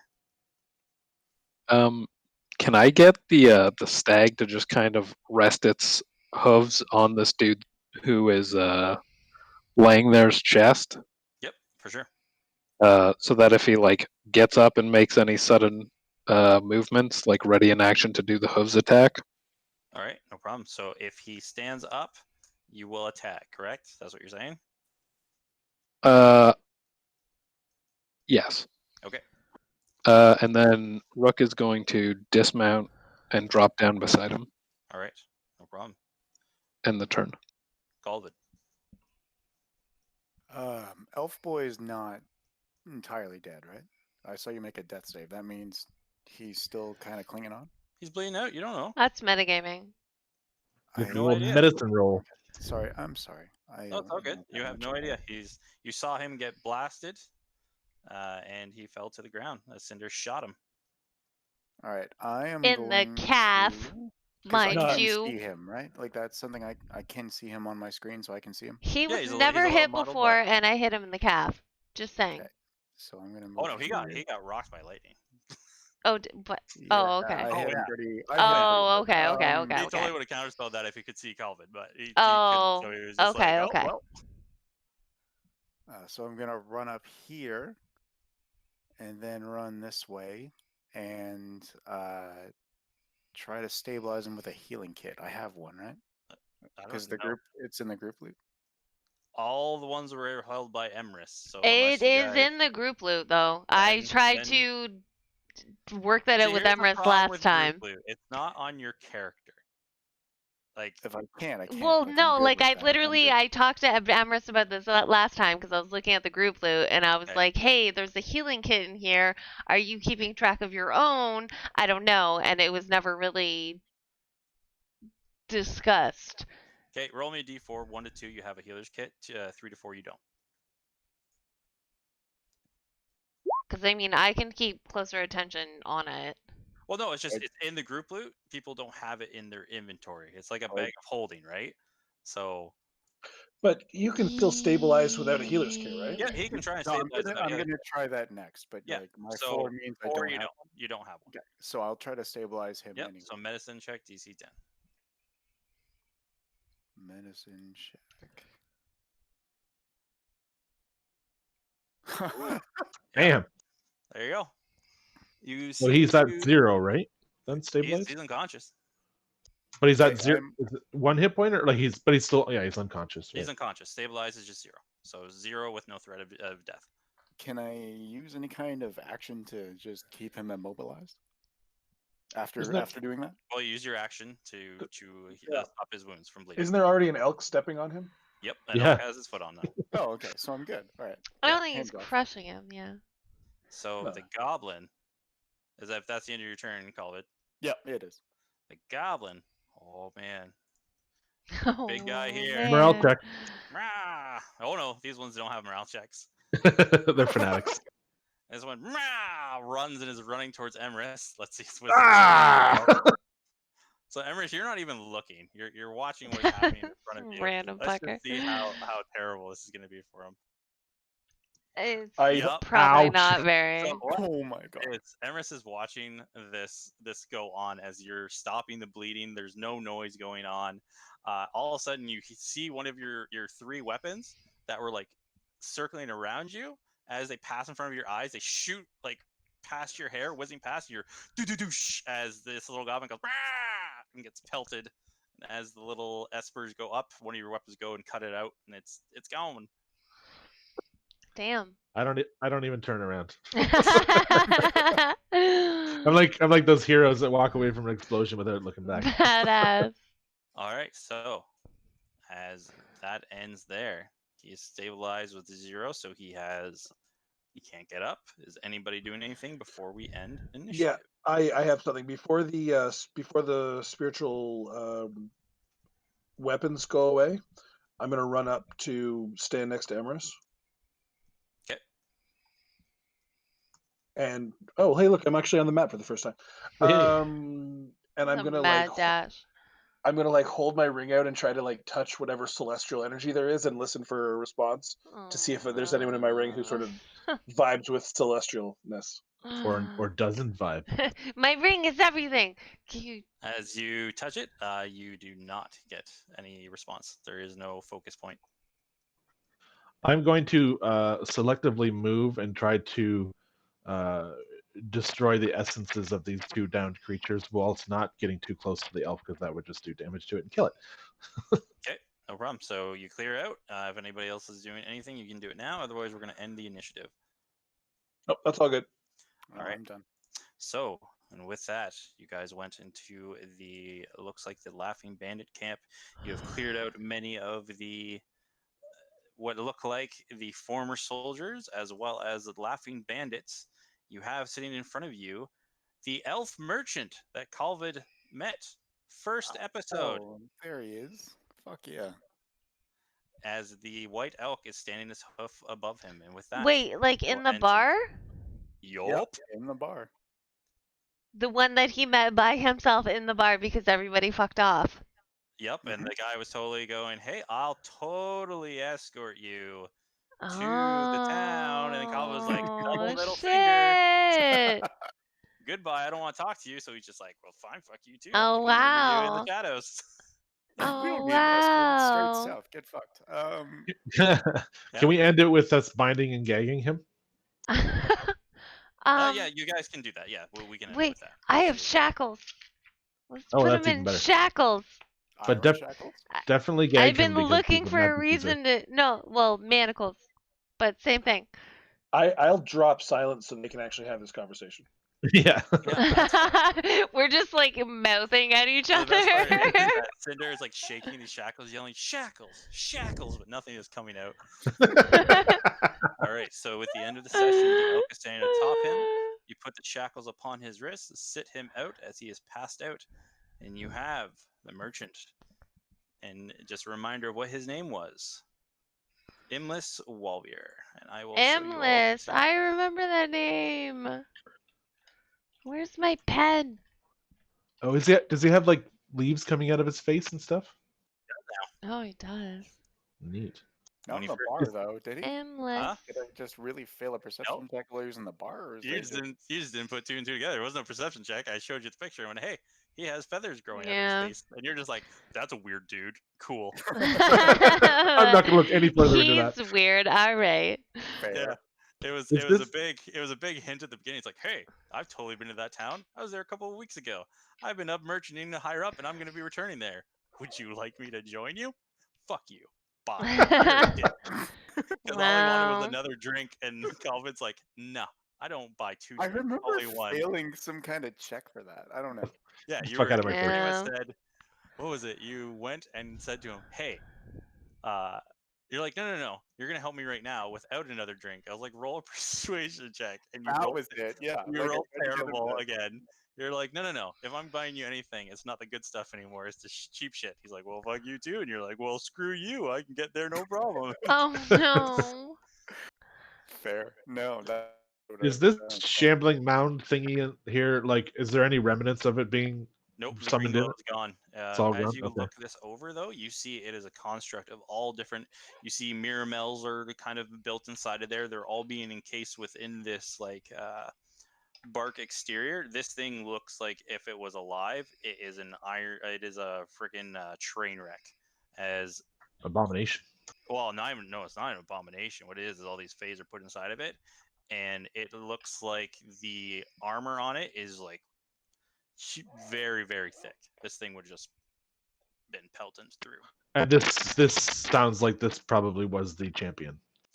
With it, if Garth was the one with her perception check, it was to aid the champion in his with his dominance further out. This was to aid the champion. Mm-hmm. Whoa. Does Emless have the Fey mark? Unless if you I would do a quick thing. He does very prominently. Okay. Where is it though? Oh, all along his back. It takes All on his back? Okay. Yeah. It's very prominent. Okay. Oh yeah, his is very deep. It almost, I like the other ones that look like tattoos. This one is like His whole back. the skin is like bumped up where it is. Oh, okay. This doesn't look like ink. It looks like it's a part of his skin. Gotcha. If it saves us any time for next session, can we during sessions here, can we have searched the village and all the bodies and everything? And Yep, 100%. So you see Cool. that there are. We'll just go through this right now.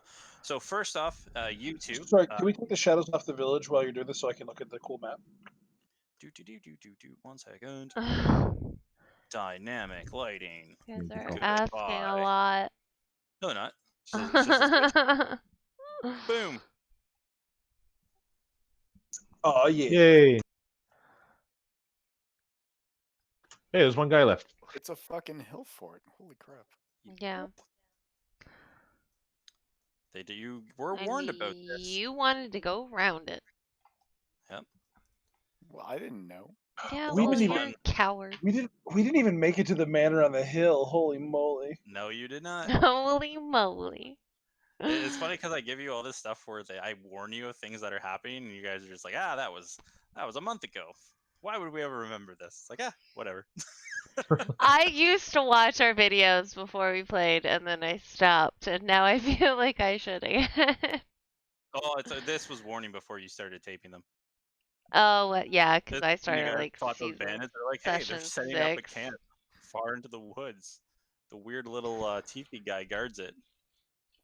Still no word from my cat, though, which makes me think this is not the most Well, important you're part of the story. terrible with your cat. You It's said only don't been, look it's only been like a minute. You're Well, so it was bad kind with of your a smart cat. ass, so, you know. Well, you're Don't come back until he finds lotus leaves. yeah. Like, Well, what if he kind of does, we'll know instruction where we're is going, that? right?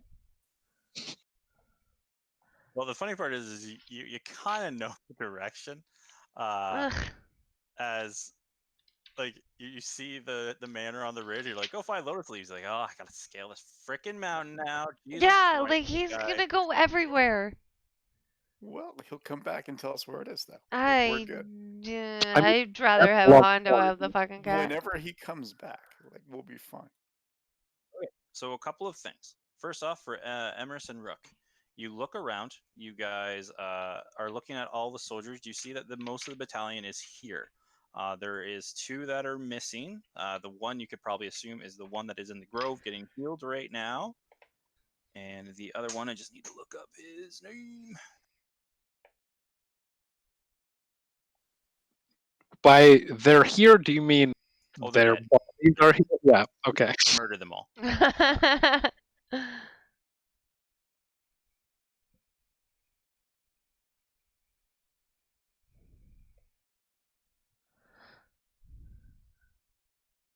That orc wasn't one of the Undying Sons, right?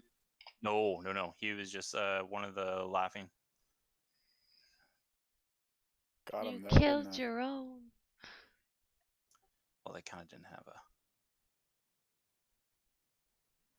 All right, so Marcus is not here. He was a captain. Captain is gone. Yep, the captain is not a part of this battalion. And he was not the one that was being healed up by Lady Varys. You guys knew him. He was very devout, and he was very, very strong. Oh, we got a champion, eh? Yeah, let's guess. Ha ha. Okay, so going through. All right. So you guys find. So the thing is, as you're going through, you find all these merchant wagons. You find different odds and ends, some fabrics, some materials, very low grade weapons in this area. The really odd thing is, in a very ornate chest, you find all manners of intricate plants and foliage. And the weird part is they kind of just shoved into the corner all of the gold and copper and silver, like they didn't give 2 craps about it. So in gold and everything, so you guys get 40 gold pieces. As like I'll a just write it whole. down. No. I'm just gonna copy it. All right.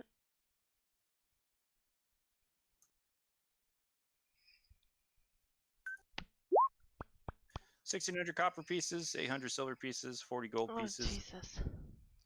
So you guys are probably gonna need a wagon to haul this all back. Oh, we could have taken a cart from the fucking beginning. Is there a cart around? Yeah, there's a wagon here. There's wagons. You need to find something to hook them up to. The You got elk. a steed. The elk. Well, someone's gonna have to heal Okay, him. why isn't anyone getting Calvid's pet to do this? I'm pretty He's sure very, little very kitty small, can't okay? do that. Does anyone know how to cast enlarge? It would only be one size category larger. Just letting you guys So a know, medium from the tone cat. of this thing's voice, it's probably not that interested in hauling our cargo. No, you hook it up, it just disappears. Yeah, fuck that. It blinks itself into the cart and sleeps. Rook. Just to keep going, so you guys find all that, and then you find, you guys would know this, you find Marcus's sword. The weird thing is Marcus has a very intricate sword. It is a whip sword. What it is it increases your reach to 10, and the first time you attack in a combat, you have a surprise attack on, what is it called? Attack of opportunities, as no one really expects that this sword can extend. That's cool. That's a weird It is- visual. It's a short sword. Is it finesse or not? It is. It's a short sword. It's finesse. Yeah. Oh, that's awesome. It's a Oh, wow. super weird visual though. Just Yeah, like so that's a one of the sword. weapons that.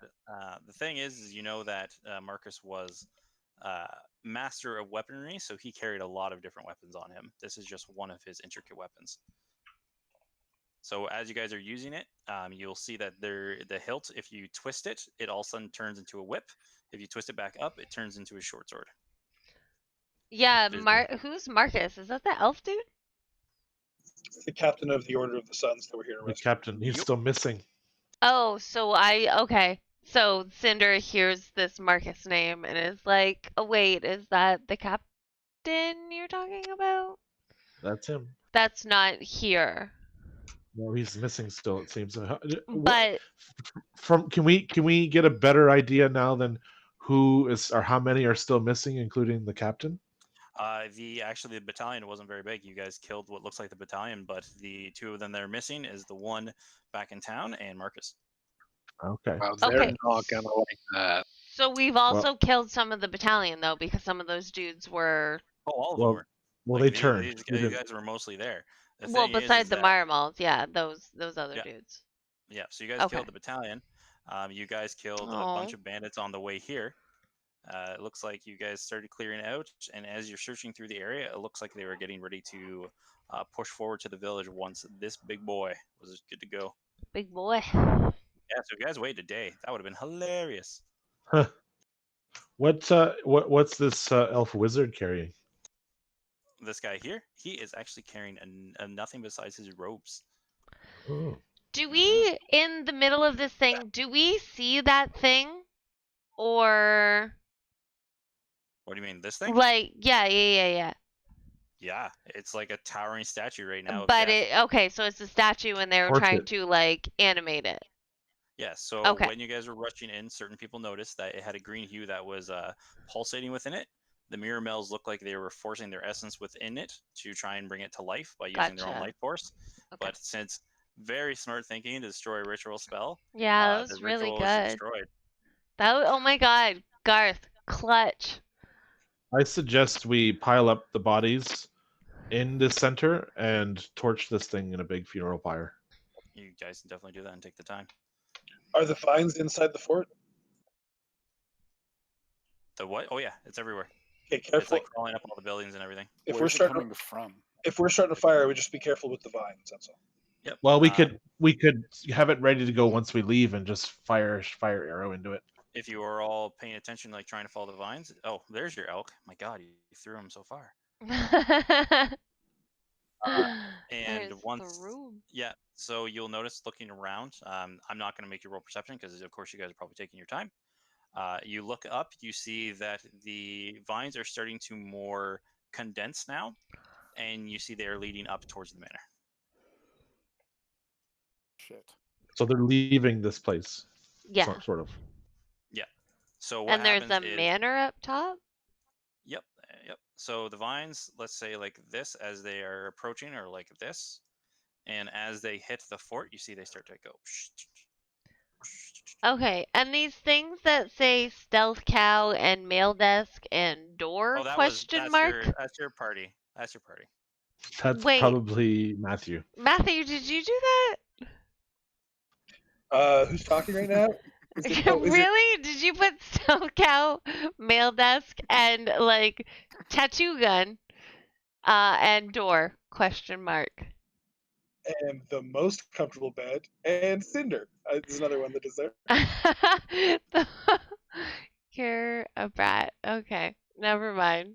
Shite weapons and then cinder. Yep. So it looks like this was the encampment that those bandits who told you about. Door? Was this place? You guys stopped the ritual, which was good. You have this with the bodies. Roll me. Roll me a d20. And we will times it by 3. Just see how long it takes. Hey, before we burn these bodies, could I try and take something off of the bodies that are Undying Suns that would like show that they're Undying Suns? Yep, you can take their medallions. Like dog tags. Yep, they actually like all of their armor, and you guys have it as well. You have these embossing the symbols actually like embedded as like a emblem. It's not an emblem, but like a medallion that you normally have a chain, but it's actually built into the armor, so you could pry them off if you wanted. Pop, baby. Rook, as you are a follower of your sun god, and I assume the militia here are also followers, would you mind helping me in a funeral prayer? Of course, yeah. Oh. All right. So as you are all sitting there piling up the bodies, you see, what do Emerus and Rook do for your ritual? I don't know the customs of his specific religion, but I use what I know in my religion and use the influence that he can provide me and the scriptures that he might include when it comes to funeral arrangements. And I don't know, whatever they do, I try to incorporate and position the bodies. Not the monsters or the enemies, but at least the kind of keep the piles a little bit separate if possible. Kind of cross their arms, show respect, etc. All right. So as you perform your rites, sending them back to the great god of Kor through fire and flame, start to rise up. They're pretty good quality. And with that,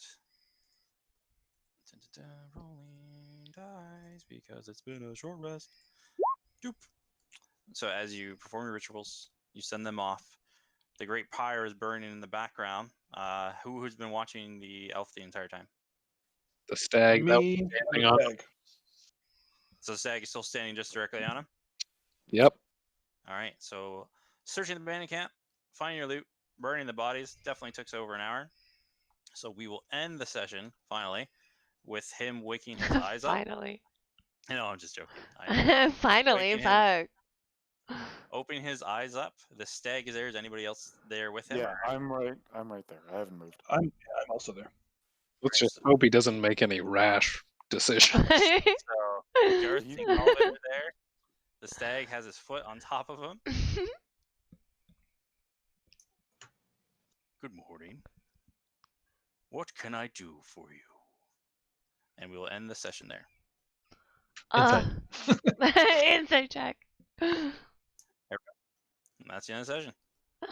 Thanks, The Graham. Cool stag and the cat. Also Rook. MVP. Oh, actually, by the time that's all done, the cat will be back. Oh, The cat So, came but back. we will do that next session.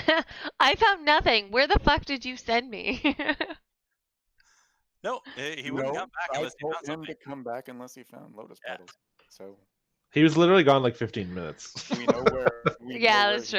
Yeah, Oh, no, time's he's a been little gone weird. for over. He's been Oh, I gone guess, for yeah, over an after- hour It's and been half. a while, I the feel. hour, yeah. Yeah. He didn't come back, and remember, this guy can blink very well. This guy can blink very quickly to where he wants Yeah, to go. but how so- many times? No, We're gonna have to ask We him. don't know. You don't know Yeah, that we yet. don't know. I Yeah. know. I know. yeah, it's a super special cat. So, Super special. Yeah, the funny part is though, is once he knows where Calvin is when he gets into range. So you'll see this cat just like, he's not even blinking. He's just doing like the little saunter back into town, like the little skip walk. Fucking bullshit Rubbing up cat against walk. everything. Yeah. I know everything and you know nothing. slow blinking at you. There we go. So well done. And very nice moves by everybody. I was very happy people thought outside the box for things, because that ritual would have been bad. Yeah. Oh my crushed that god, entire- Garth. No, honestly, Garth MVP, because that was good. So- That was so I good. think everybody pulled a pretty solid effort for sure, but that Yeah, dispelling was but crazy. that dispel was like big brain. For So- sure. I'd actually like to thank Magic Ring for the assist. Of course you would. You were like talking to the whole time. Should I do this? Yeah, I should do this. So I'm just glad it wasn't me that tried it because I'd have failed every fucking check. Yeah, The your best part, though, rolls are was- ass. the D4 was to see how long in rounds it would take for the ritual to complete. If you guys did not have that minor dispel where you stop the one mirror mel, it would have started like right the next turn, and we're like, "What? Yeah. Power up!" Oh yeah, because I rolled a 1. I was like, "Oh god!" Well, thankfully he has the Uh-oh. +2, so that Yeah. makes 3 rounds. No. So yeah, Good was on you, good. Garth. Wow. I appreciate that, you. The Spirit Guardian. Spirit Guardians definitely saved you guys as well as it's Oh, yeah. Yeah, Stop yeah, the they revival did. mechanic. They did. Yeah. I would have been fucked. So those guys had to roll above a D10. So they had to roll a 10 or above to come back, or else the wisp would just disappear. I kept rolling really, really well, and they all just kept coming back nonstop. I was like, oh boy. And then the Spirit Guardian was just like, and the wisps start to slowly come out the body It's and like- smash. Spirit Guardian's like one of those mosquito zap lamps. It literally was. Like that's why they couldn't regenerate in the zone, because the wisp were just like, okay, we leave the body and then come back. Oh god, bug zapper. What happened with that lightning bolt with the orc, by the way? Is that what happened? Like, did it just fry the wisps too? Oh, you did double his damage. There's no way someone who has double their health destroyed by a lightning bolt can just come back. Like the wisp were exiting his body and damage was still being done. So it's like and the wisp just exploded. It had no chance of getting out of the body. So the way they worked was they had to roll a d10, 10 and above, they would come back. And if you did double their damage or their health at 0, then they wouldn't come back. So like when Cinder shot it, she only did 8 damage. Their health was 11, so it could still come back. But with a lightning bolt, it only had 8 health left, and you did 28 damage, so that was definitely over its maximum. So you just fried the thing instantaneously. Like Nice. that lightning bolt, if Emless could have saw you, he would have stopped that in an instant. Like, fuck this thing coming at me. But he couldn't see you, so he was just like, where the oh shit. He just got Nice. wrecked by it. Snipe that Sweet. motherfucker. Yeah, you did. You did real good. He was just out of range too. I was like measuring. I was like, son of a, here it comes. Yeah, I think the lightning bolt can go 100 feet, right? Yeah, again, that's what I mean. He was just. I think you knew what you were doing because you were just outside the range, and he was just like, oh, damn it. I had no idea what. I'll be honest with you. Yeah, you were just outside the 60-foot range, so he was just like, well, can't spell that. Well, I can do this the Zorb though, so fuck you. Yeah, good times. It was a good Cute. fight. I'm glad you guys didn't die. Yeah, us too, I'm sure.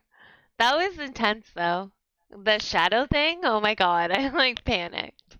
Oh yeah. So hopefully, do you guys like the fact that I throw very hard combats at you, or do you guys are a little worried with your character? No, it's great. No, that's good. No, I the challenge is good. honestly, my friends have talked about like their DMs basically out to get them, and they've had like main campaigns where like 2 or 3 characters died. And I was like, what? Like, how do you stay in a campaign that does that? Sometimes it's just bad luck though too, right? No, the this DM literally is like out to get them. And I'm like, oh god, like why are you even playing that shit? Like it's hard level. It's hard level gaming. And I think it's just the DM being a fucking asshole, quite frankly. Because, like, people will actually, like, look up the stats and be like, or they will, like, leave them out of, like, hardcore fights. Like, oh, you don't fit in this cave, so you don't get to be in this fight. Or they'll just, like, kill somebody and they won't get to be in the rest of the fight. And I was just like, who DMs like that? So no, Yeah, I appreciate like the difficulty, but like I also feel like you're not out to get us. Like it is what it is. You know what I mean? You mean when I crit and go, oh no? Yeah, like you're not like literally out to kill your player, but like roles are what their roles are, and Oh, Garth, if you went into that ring, that would be a fun adventure for Garth. That's why I'm definitely building a rapport now. All right, folks, I'm gonna log. Thanks a lot. Yeah, It's night, a Corey. great game. Okay, A lot of fun. next week. Are we doing next weekend? have Are a we mouse. every I've Friday been or are locked we in, I'm every good. other Friday? I don't fucking know anymore. That's I up to think we're well, just- I pitched we could do every Friday, but it's up to the group. If we're doing every Friday, I need to change my graphics. I think it's so far it's been like just playing by ear, just seeing when people are free. I am free next Friday, so I'm that's fine. Yeah, because since holidays are done, I'm trying to get on a more consistent schedule for everything. So like if everybody would rather just every other, so it's not a big commitment for every Friday, I'm fine with that. Or if everybody just wants to keep going every I Friday, like every for Friday. interval, yeah, I don't I'm know happy about with it other too. people, but if we're doing every Friday, I need to change the graphics. Not that anybody watches our shit. I just, for me. It's fine. I'm in lockdown for now, so I'm okay. But I like after the that, I like the idea of striving for every Friday, and then if we have to take a break, it's not a big deal. Yeah, We yeah, just yeah, yeah. Yeah, for sure. We get For sure. So we'll start up again next week, and I already have everything prepped. So let's see how this goes. Perfect. Sweet. next Friday then.